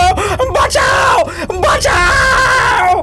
মন্দিরের ঠিক দোরের সামনে একখানা বিরাট বড় সাপ চক্র বিস্তার করে হিংস্রভাবে বৃদ্ধকে দংশন করতে চাইছে। বৃদ্ধ মন্দিরের ভেতরে থাকা কতগুলি মোটা ঢাকের কাঠির মতো দণ্ড হাতের সামনে পেয়ে তাই ছুঁড়ে ছুঁড়ে তাকে তাড়ানোর নিষ্ফল চেষ্টা করে চলেছে। হেমন্ত হতভম্ব হয়ে আর্তনাদ করে উঠল। এ কি সাপ এলো কোথা থেকে? কি সর্বনাশ! সর্বনাশ! এই যে বিষধর সাপ! হেমন্ত মুহূর্তে দৌড়ে গিয়ে নিজের দোনলা বন্দুকটা আনতে গেল। ঝড়ু কাঠি ছুঁড়তে ছুঁড়তে সব হয়ে কয়েক পা সরে গিয়ে বলল, অনন্ত, অনন্ত, এই সাপ কখনো হঠাৎ করে উদয় হয়নি, কখনো নয়। আমি এটাকে আগেও দেখেছি এই বাড়িতে, ওই দুর্গা দালানের পাশের খড় ছাওয়া ঘরটায়। হ্যাঁ হ্যাঁ, যেখানে গরু থাকে। হ্যাঁ। কি সর্বনাশ কথা! যেখানে গরু থাকে, অর্থাৎ গুহা? অনন্তর মুখের বাক্য নিঃসৃত হওয়ার অবকাশ পেল না। তার কথা অর্ধোচ্চারিত থাকতেই কালীপদ বলিষ্ঠ হাতে তার মুখটা পিছন থেকে সবেগে চেপে ধরল। পলকের মধ্যে গোটা এলাকাটা ধাঁধিয়ে দিয়ে একটা অপার্থিব আলোর জাল আমাদের চক্ষু অন্ধ করে ফেলল। আর সেই আলোর সমুদ্রের মধ্যে থেকে একটা আরো জলজলে আলোর রেখা দৌড়ে এসে অনন্ত আর কালীপদর চারিদিক দিয়ে কয়েকবার চরকির মতন ঘুরপাক খেয়ে অনেকটা যেন দিগ্ভ্রান্ত মৎস্যলোলুপ মাছরাঙা পক্ষীর মতো শূন্যে জলে ছোঁ মেরে অজানা উদ্দেশ্যে ছিটকে বেরিয়ে গেল। চারিদিকের ধোঁয়া নিবৃত হলে পরে তাকিয়ে দেখলাম অনন্ত সিংহ আতঙ্কে শুষ্ক বাঁশ পাতার মতন কাঁপছে, আর কালীপদ শূন্যে কার উদ্দেশ্যে প্রণাম জানাচ্ছে।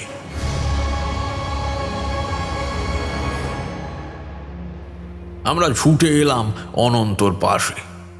ঝড়েন্দ্র পুরোহিতের সামনের ওই দংশনোদ্যত বিরাটাকার সাপটাও বুঝি আলোর সঙ্গে সঙ্গে অদৃশ্য হয়েছে। বৃদ্ধ বিস্মিত হয়ে ছুটে এসে কালীপদর হাত দুটো ধরে বলল, কি আশ্চর্য! তুমি যে অসাধ্য সাধন করলে বাছা! কালীপদ সামান্য হেসে কোনো উত্তর না দিয়ে এগিয়ে গেল পঞ্চস্বর মন্দিরের দোরগোড়ায়। নিচু হয়ে মাটি থেকে পূজারীর নিক্ষেপ করা ওই সাপ তাড়ানোর ছোট লাঠিগুলির মধ্যে একখানা তুলে নিয়ে বলল, ডাক্তার, এই লাঠিগুলি কখনো দেখেছো আগে? সুকৌশলে এগুলি কোনোভাবে মন্দিরের ভেতরে লুকিয়ে রাখা হয়েছিল। দেখতে ঢাক বাজানোর মোটা কাঠির মতো দেখতে হলেও এগুলি এককালে ভয়ঙ্কর অস্ত্র হিসেবে ব্যবহার করা হতো। এগুলিকে পাবড়া বলে। ঠ্যাঙারে ডাকাতেরা এই লাঠি ছুঁড়ে পথিকের পা ভেঙে দিয়ে ডাকাতি করত। পাবড়া? হ্যাঁ হ্যাঁ, পাবড়ার নাম শুনেছি আমি। এই কি সেই ভয়ানক অস্ত্র? আচ্ছা, এই অপবিত্র খুনি হাতিয়ার মন্দিরে রাখলো কে? কালীপদ এইবারও কোনো উত্তর দিল না। উত্তরের বদলে তার বলিষ্ঠ হাতের একটা প্রবল চপেটাঘাত সশব্দে গিয়ে পড়ল বামুনের গালে। বৃদ্ধ ছিটকে শান বাঁধানো মেঝেতে উপুর হয়ে ছিটকে পড়ল। আর যখন সে সামলে নিয়ে মুখ ঘোরালো, তখন তার এতদিনের নিরীহ মুখোশ খসে পড়েছে। তার চোখ হয়ে উঠেছে হিংস্র। কালীপদ তার দিকে চেয়ে ঘৃণা ভরা কণ্ঠে বলল, ব্রাহ্মণ জাতের কলঙ্ক তুই, পাষণ্ড ধূর্ত জোচ্চর তুই। রুদ্রাক্ষ কাপালিক তোকে নিজের চর হিসেবে বাড়িতে পাঠিয়েছিল, তাই না?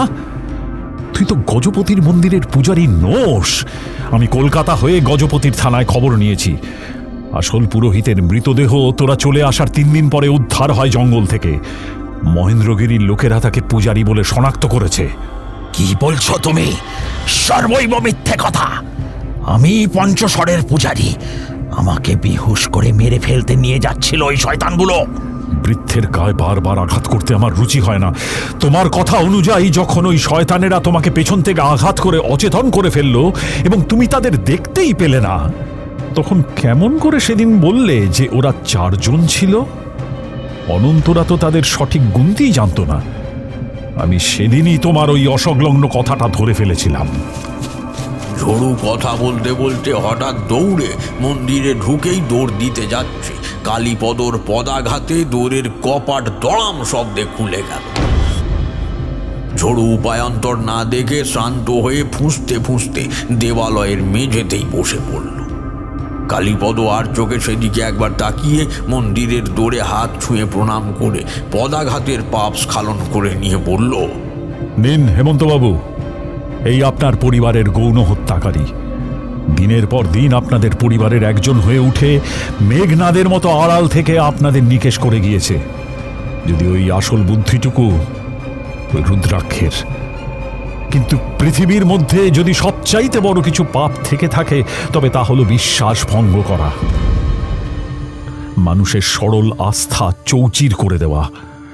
তাই নরঘাতী কাপালিকের চেয়ে এই রাক্ষস অনেক বেশি নরাধম।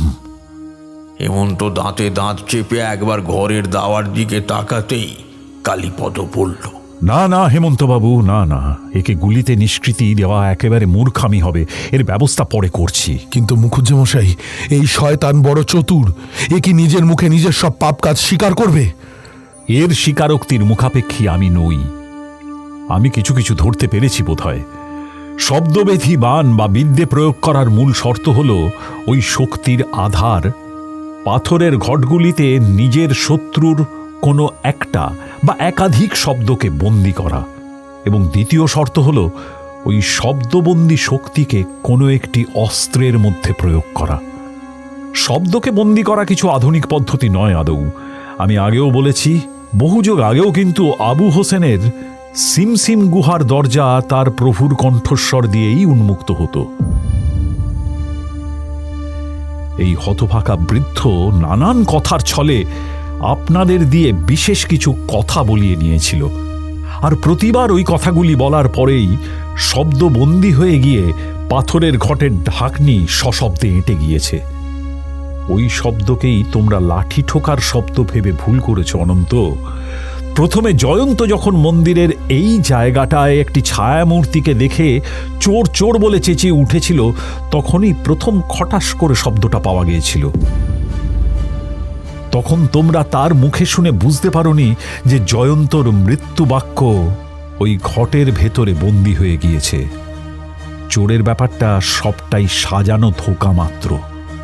পরে যখন ঝোপের কাছে ছায়ামূর্তিকে দেখে তোমরা চেঁচামেচি করেছ আর হেমন্ত বন্দুক ছুঁড়েছে, তখন কিন্তু হেমন্তের বন্দুকের ভেতরে যে গুলিগুলো ভরা ছিল কিংবা অন্যান্য যেসব টোটা তার দেরাজে রাখা থাকতো, সেগুলিতে সেই শয়তান মন্তরের শক্তি মিশিয়ে রেখে দিয়েছিল তোমাদের অলক্ষ্যে। গুলি ছোড়ার সময় তোমরা অনেক লোক বারান্দায় ছিলে, কিন্তু এই পাষণ্ড সরাসরি জয়ন্তকে লক্ষ্য করেই বলল, কি হয়েছে জয়ন্ত? উত্তরে জয়ন্ত যেই চোর শব্দটা উচ্চারণ করেছে, সঙ্গে সঙ্গে শব্দভেদী শক্তিতে বলিয়ান হয়ে ওই গুলি দিক পরিবর্তন করে সরাসরি জয়ন্তর কণ্ঠবিদ্ধ করেছে। আমি প্রথম থেকেই খটকায় ছিলুম যে সব কয়টি আক্রমণের লক্ষ্য শিকারের কণ্ঠনালীতেই কেন হয়।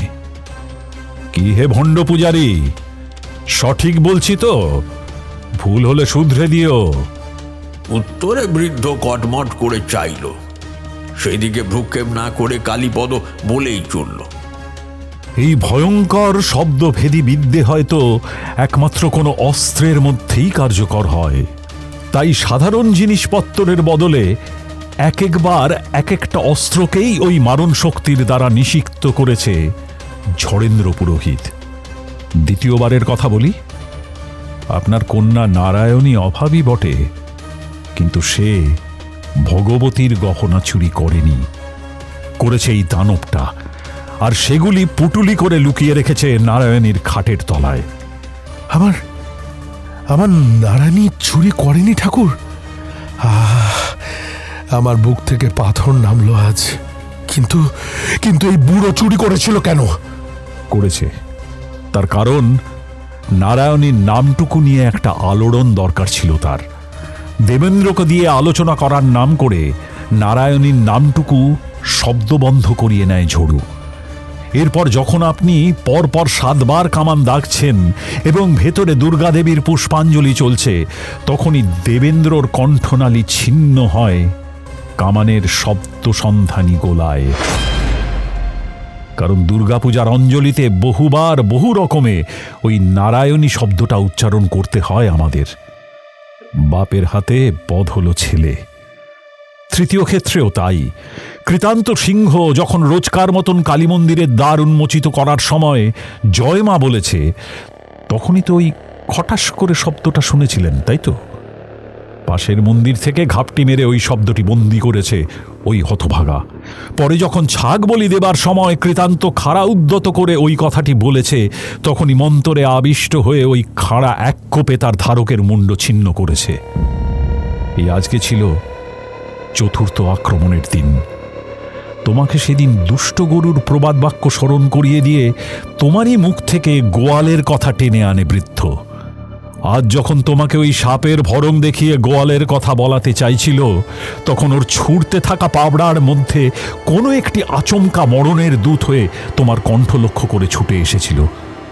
কিন্তু শব্দটা অর্ধপথেই থেমে যাওয়াতে সে দিগ্ভ্রান্ত হয়ে পড়ে। যেহেতু 5খানা শক্তির মধ্যে 1খানা ঝড়ু হস্তগত করতে পারেনি, সেহেতু আজকের এই 4র্থ বাণটিই ছিল এর অন্তিম আঘাত। 5মটি অনন্তর হাতে রয়েছে, ওই যে। এরপর বাকিদের হয়তো আবার নতুন কোনো উপায় হত্যা করত রুদ্রাক্ষ। তোমাদের বংশের এই শাখার সব কয়টি পুরুষকে হত্যা করতে পারলেই। কালীপদ আরও কিছু কথা বলতে যাচ্ছিল, আচমকা এমন একটা ভীষণ বিপর্যয় ঘটে গেল, যার ফলে কালীপদর হাতে আসা পাশা খেলার জেতা বাজি তার হাতের থেকে সম্পূর্ণরূপে ছিটকে বেরিয়ে গেল। বৃদ্ধ পুরোহিত এতক্ষণ যেভাবে নতমস্তকে বসেছিল, তাতে অনন্ত একবারও আঁচ করতে পারেনি যে সে একটা মরণ কামড়ের অপেক্ষায় বসে রয়েছে ওত পেতে। আর সেই অসতর্কতাই কাল হয়ে দাঁড়াল। কালীপদর অলক্ষ্যে বৃদ্ধ এক লাফে উঠে দাঁড়িয়ে বলিষ্ঠ আঘাতে অনন্তকে ধরাশায়ী করে তার হাতের থেকে ছিনিয়ে নিল ওই পঞ্চম মহাশক্তির আধার পাথরের ঘটিটা। আর কালীপদ বিস্ময় কাটিয়ে তার দিকে ধেয়ে আসা মাত্র পাষণ্ড বৃদ্ধ এক আছাড়ে মন্দিরের মেঝেতে চৌচির করে ফেলল ওই সুপ্রাচীন আধার। মেঝেতে ছড়িয়ে পড়ল একরকম অদ্ভুত দর্শন তরলের মতো দ্রব্য। তার রং অনেকটা নীলচে হরিত বর্ণ। তার গা থেকে আলো ফুটে বেরুচ্ছে, ধোঁয়া নির্গত হচ্ছে। বুড়ো প্রবল আত্মতৃপ্তিতে হিংস্রভাবে হেসে উঠল।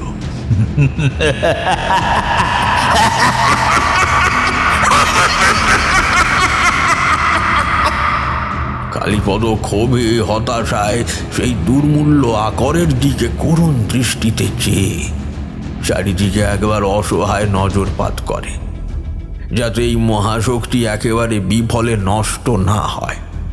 তাই বিগ্রহের হাতের গুরুভার ধ্বজাটাকে নামিয়ে এনে সেই রাখল আকরটুকুর উপরে।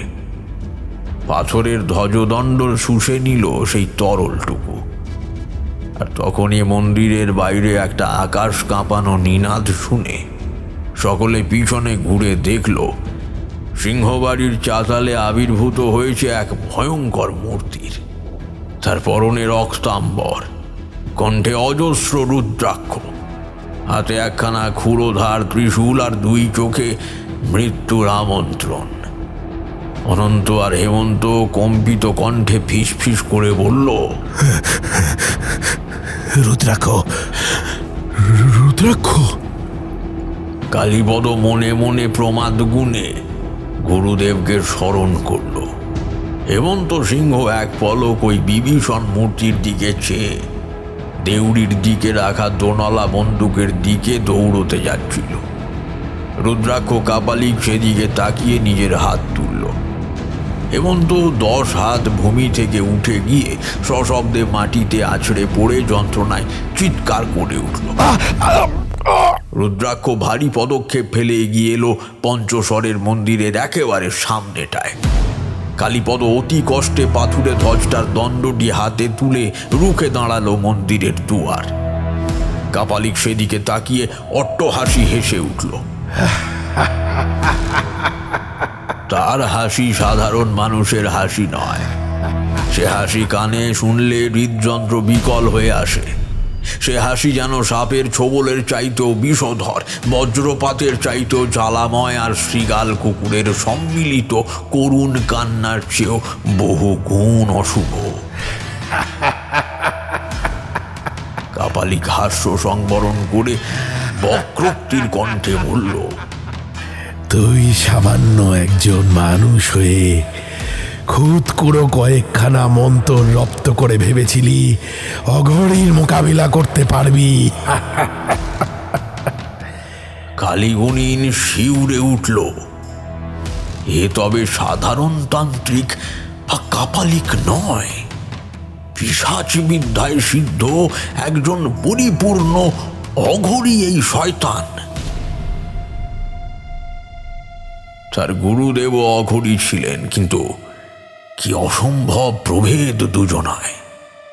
তার অর্জিত সারা জীবনের বিদ্যে দিয়েও একজন অঘরীকে পরাস্ত করা অসম্ভব। রুদ্রাক্ষ আবার বলল, তোর চাতুর্য দেখে আমি অবাক হয়েছি। ঠিক ঠিক আমার পদক্ষেপগুলোই অবিকল ধরে ফেলেছিস তুই। ভেবেছিলাম এই শয়তানের ঝাড়গুলোকে ছাড়া আর কারুকে বধ করতে হবে না, কিন্তু তোকে তো জীবিত ছাড়া চলে না, তোকে মরতে হবে। শয়তানটা দু পায়ে গিয়ে সামনে আসা মাত্র কালীপদ হাতের পাথরের নিশানটা কষ্ট করে তুলে আঘাত করলো তাকে। আমরা হতবাক হয়ে দেখলাম, কর্পূর যেমন বাতাসে উবে যায়, রুদ্রাক্ষ সেই রূপে বাতাসে মিলিয়ে গেল। কালীপদর হাতের নিশান দণ্ডে ওই মহাশক্তি মিশে থাকা সত্ত্বেও একটা অতি সাধারণ লাঠির মতোই সেখানা মাটিতে আছড়ে পড়ল। হঠাৎ কালীপদর পিঠে যেন অদৃশ্য একখানা অস্ত্রের আঘাত এসে পড়ল। তার আঘাতে কালী ছিটকে পড়ে গেল চাতালে। তার পিঠে তিনখানা আঘাতের দাগ।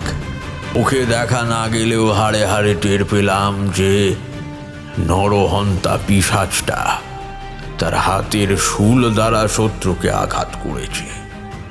পূর্ণ আঘাত নয়, বরং তিলে তিলে শত্রুকে পিঞ্জরাবদ্ধ মুশিকের ন্যায় খুঁচিয়ে মারতে চায় সেই রক্ত লোলুপ। কালীপদ অসহায়ের মতন উঠে দাঁড়িয়ে শূন্য বাতাসে এদিক ওদিক অনুমানের উপরেই হাতের দণ্ডটা ঘোরাতে থাকলো সজোরে। কিন্তু সে আঘাত বারংবার বিফল হয়ে যেন আমাদেরই বিদ্রুপ করতে থাকলো নিঃশব্দে। আবার কাঁধের কাছে একটা শুলের আঘাত নামল। আমি হতচকিত হয়ে তার দিকে দৌড়তে গিয়ে আবিষ্কার করলাম, কালীপদ ব্যতীত আমাদের সকলের চতুর্পার্শ্বে কে যেন একটা অদেখা গণ্ডি কেটে দিয়েছে। তাকে লঙ্ঘন করে এক পাও এগোনো চলে না। পরপর কয়েকবার শুলাঘাতে নিঃশক্তি হয়ে কালীপদ হাতের নিশান দণ্ডে কোনো মতে ভর করে মন্দিরের থামে পিঠ রেখে দাঁড়ালো। তার শুভ্র পোশাকে অজস্র রক্তের ধারা, তার চোখ জলে ভেসে যাচ্ছে। শত্রুকে একেবারে কর্মক্ষমতাহীন লক্ষ্য করে অনেকখানি দূরের কোনো অদেখা স্থান থেকে অদৃশ্য রুদ্রাক্ষর কণ্ঠ ভেসে এলো, তোর চাতুর্য অধিক বটে, কিন্তু বিপদকালে এসে বুদ্ধি তোর কাজে আসেনি। এই মহাবাণের প্রয়োগে মূল দুইখানি শর্তই লঙ্ঘন করেছিস তুই। প্রথমত, এই শক্তি একবার কোনো প্রচলিত অস্ত্রশস্ত্র ব্যতি রেখে অপরাপর কোনো কিছুতেই প্রয়োগ করা যায় না। আর দ্বিতীয়, এই বাণের নিক্ষেপের পূর্বে শত্রুর কণ্ঠস্বর তাকে চিনিয়ে দিতে হয়। আমার পাঠানো এই বিশ্বস্ত বৃদ্ধ পাথরের ঘটিটা ভগ্ন করে সেই প্রক্রিয়ার পথ চিরতরে বন্ধ করেছে। ফলে তোর হাতের এই দণ্ড আমার কিছু মাত্র হানি করতে পারছে না। সম্ভব নয়। এইবার তোর মরণের পালা। কালীপদ শেষ শক্তিটুকু সঞ্চিত করে দণ্ডখানা বাগিয়ে ধরে খুঁড়িয়ে খুঁড়িয়ে কয়েক পা এগিয়ে এসে ভাঙা স্বরে বলে উঠল, শোন রে নরাধম পাষণ্ড, আমি আমার শরীরের শেষ রক্তবিন্দু থাকা অবধি তোর কাছে মাথা নত করব না। আমার হেরে যাওয়ার অর্থ আমার গুরুর নামে, আমার ভবানীর নামে কালি দেওয়া। তোকে আমি কিভাবে কেমন করে হারাবো তা আমি জানি না, কিন্তু আমি মা ভবানীর নামে শপথ করছি, আমার দেহে জীবন থাকতে তোকে জিততে দেব না। অঘরী হলেও তোর মতন নরপশুর কোনো সৎ দেবতা না থাকাই সম্ভব। যদি থেকে থাকে তবে তার শরণ নে, আমিও আমার ইষ্টের শরণ নিচ্ছি। দেখি কার জিত হয়। তোকে এখনই বধ করে আমি প্রমাণ করছি কার ইষ্টের জোর অধিক।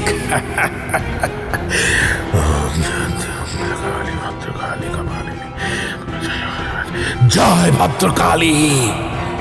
রুদ্রাক্ষের কণ্ঠে তার ইষ্টের নাম উচ্চারণ মাত্র কালীপদ হাতের দণ্ডটা নিতান্তই লক্ষ্যহীনভাবে ছুঁড়ে দিল সামনের দিকে।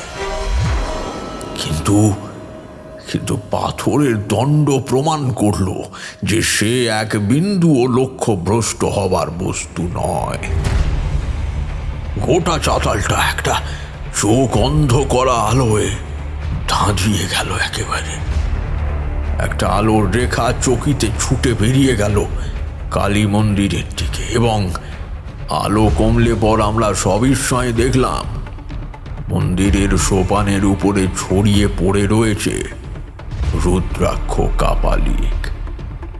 ভুল বললাম, রুদ্রাক্ষ নয়, বরং পড়ে রয়েছে তার ধরটুকু, আর বিচ্ছিন্ন হিংস্র মুন্ডুটা ছিটকে গিয়ে পড়েছে ভবানীর বিগ্রহের পায়ের কাছে, যে চরণতলে সকল অসুরের মুন্ড হেলায় স্থান পায়। কালীপদ মাটিতে বসে পড়ল। অনন্ত দৌড়ে এসে তার মাথা কোলে তুলে নিয়ে পাগলের মতো বলে উঠল, কিন্তু ঠাকুর, এ যে অসম্ভব। ওই সন্তানের কণ্ঠস্বর কিভাবে আপনি? হ্যাঁ অনন্ত, তার কণ্ঠস্বরও ভগবতীর কৃপায় বন্দী ছিল ওই পঞ্চম বাণী।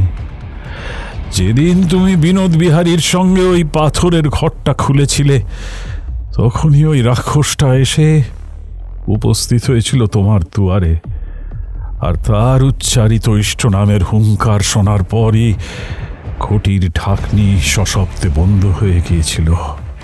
মনে পড়ে? অত্যাচারী যতই বলশালী হোক, নিয়তি তার জীবন রেখায় ঠিক একখানা ফাটল রেখে দেয়। আমি এটা বরাবর দেখেছি বাছা। পরে কিন্তু এই সামান্য পাথরের নিশান দণ্ডে অস্ত্রের গুণ কেমন করে এলো? এইটে তো ঠিক অস্ত্রের মধ্যে পড়ে না। গুণ আসবে কি বলছো অনন্ত? বহু অস্ত্রের সেরা হলো ওই দণ্ড। ওখানা কোনো ধ্বজা বা নিশান নয় বাছা।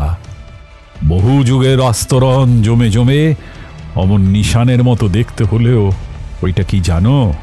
কি ঠাকুর? ওইটাই হলো স্বয়ং বিষ্ণু অবতার পরশুরামের বিশ্ববিজয়ী কুঠার বা পরশু। ওই দিয়েই 21 বার পৃথিবীকে নিক্ষত্রিয় করেছেন তিনি। ওই দিয়েই সমস্ত পঞ্চক রথকে রক্তে ভরেছেন তিনি। দণ্ডের একদিকে নিশানের মতো দেখতে যেটুকু আমরা দেখছি, ওইটাই হলো তার সর্বনাশা কুঠারের ফলাটুকু। ভবানীর কৃপা ছাড়া এতগুলো সমাপতন সম্ভব নয় অনন্ত। তার বিগ্রহকে আবার গজপতিতেই স্থাপন করার বন্দোবস্ত করো।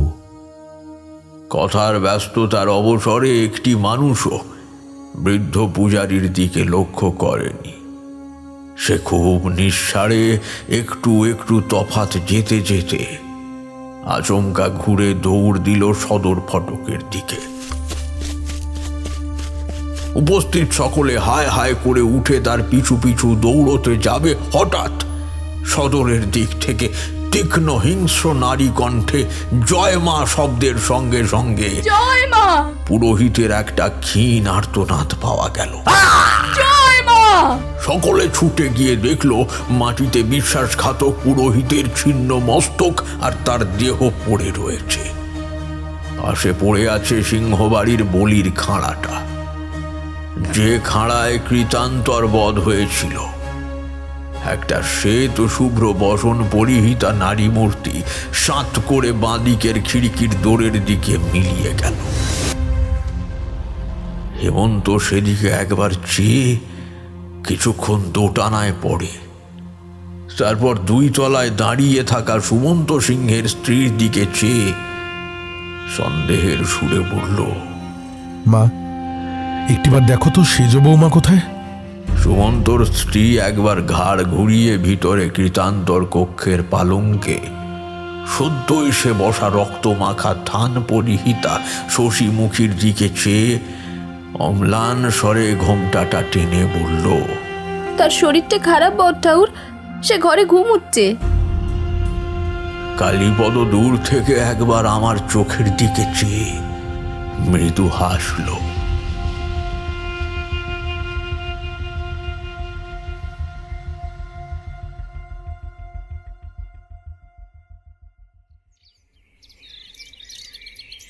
মুকুজ্জে মশাইকে নিয়ে আমি রায়দিঘড়ার বদলে কলকাতায় আমার বাসাতেই তুললাম। রায়দিঘড়ায় বড় মুকুজ্জে মশাইকে তার করে কানাইকে দিয়ে বৌঠানকে আনিয়েছি। পুরোপুরি ক্ষত নিরাময় না হওয়া অবধি এখন কয়েকটা দিন একটু আরাম চিকিৎসায় থাকাই ভালো। মন্দাকিনী নিভৃতে কালীপদর পাশে পালঙ্কে তার হাতখানা ধরে বসেছিল। কালীপদ একটা শ্বাস ফেলে বলল, বুঝলে মন্দা, যখন ওই রাক্ষস আমাকে শুলের এক একখানা আঘাত করে চলেছিল, তখন প্রতিটি আঘাতের সঙ্গে আমার চোখে তোমার মুখটাই ভেসে উঠছিল। মনে হচ্ছিল আরো একবার যেন জীবন্ত অবস্থায় তোমাকে দেখতে পাই। মন্দাকিনীর গাল বেয়ে কয়েক বিন্দু তপ্ত অশ্রু গড়িয়ে পড়ল। সে হাতটা ধরে বলল, বলতে হবে না, তা আমি বেশ জানি, খুব জানি। কি প্রকারে জানা গেল? আমি তো কখনো বলিনি। মন্দাকিনীর অশ্রু বাঁধ মানল না। আমি দোরের সামনে এসে দাঁড়িয়েছি তা লক্ষ্য না করেই সে কেঁদে উঠে স্বামীর বুকে মাথা রেখে বলল, আমি শুনতে পাচ্ছি যে। আমি স্মিত হেসে ঘরের বাইরে বেরিয়ে এলাম। আমি ডাক্তার, আমাকে নিত্য হৃৎপিণ্ড নিয়ে কাজ করতে হয়, কিন্তু হৃদযন্ত্রের ধুকপুকুনির শব্দ ছাড়াও যে তার ভিতরে আরো সহস্র সহস্র শব্দ বন্দী হয়ে রয়েছে তা আমাদের চিকিৎসা শাস্ত্রে শেখায় না। সেই শব্দ নিজের জোরেই দুইখানি মানুষকে সবেগে বেঁধে রাখতে সক্ষম। প্রকৃতির সমস্ত শব্দবন্দির খেলা কিন্তু মন্দ উদ্দেশ্যে হয় না।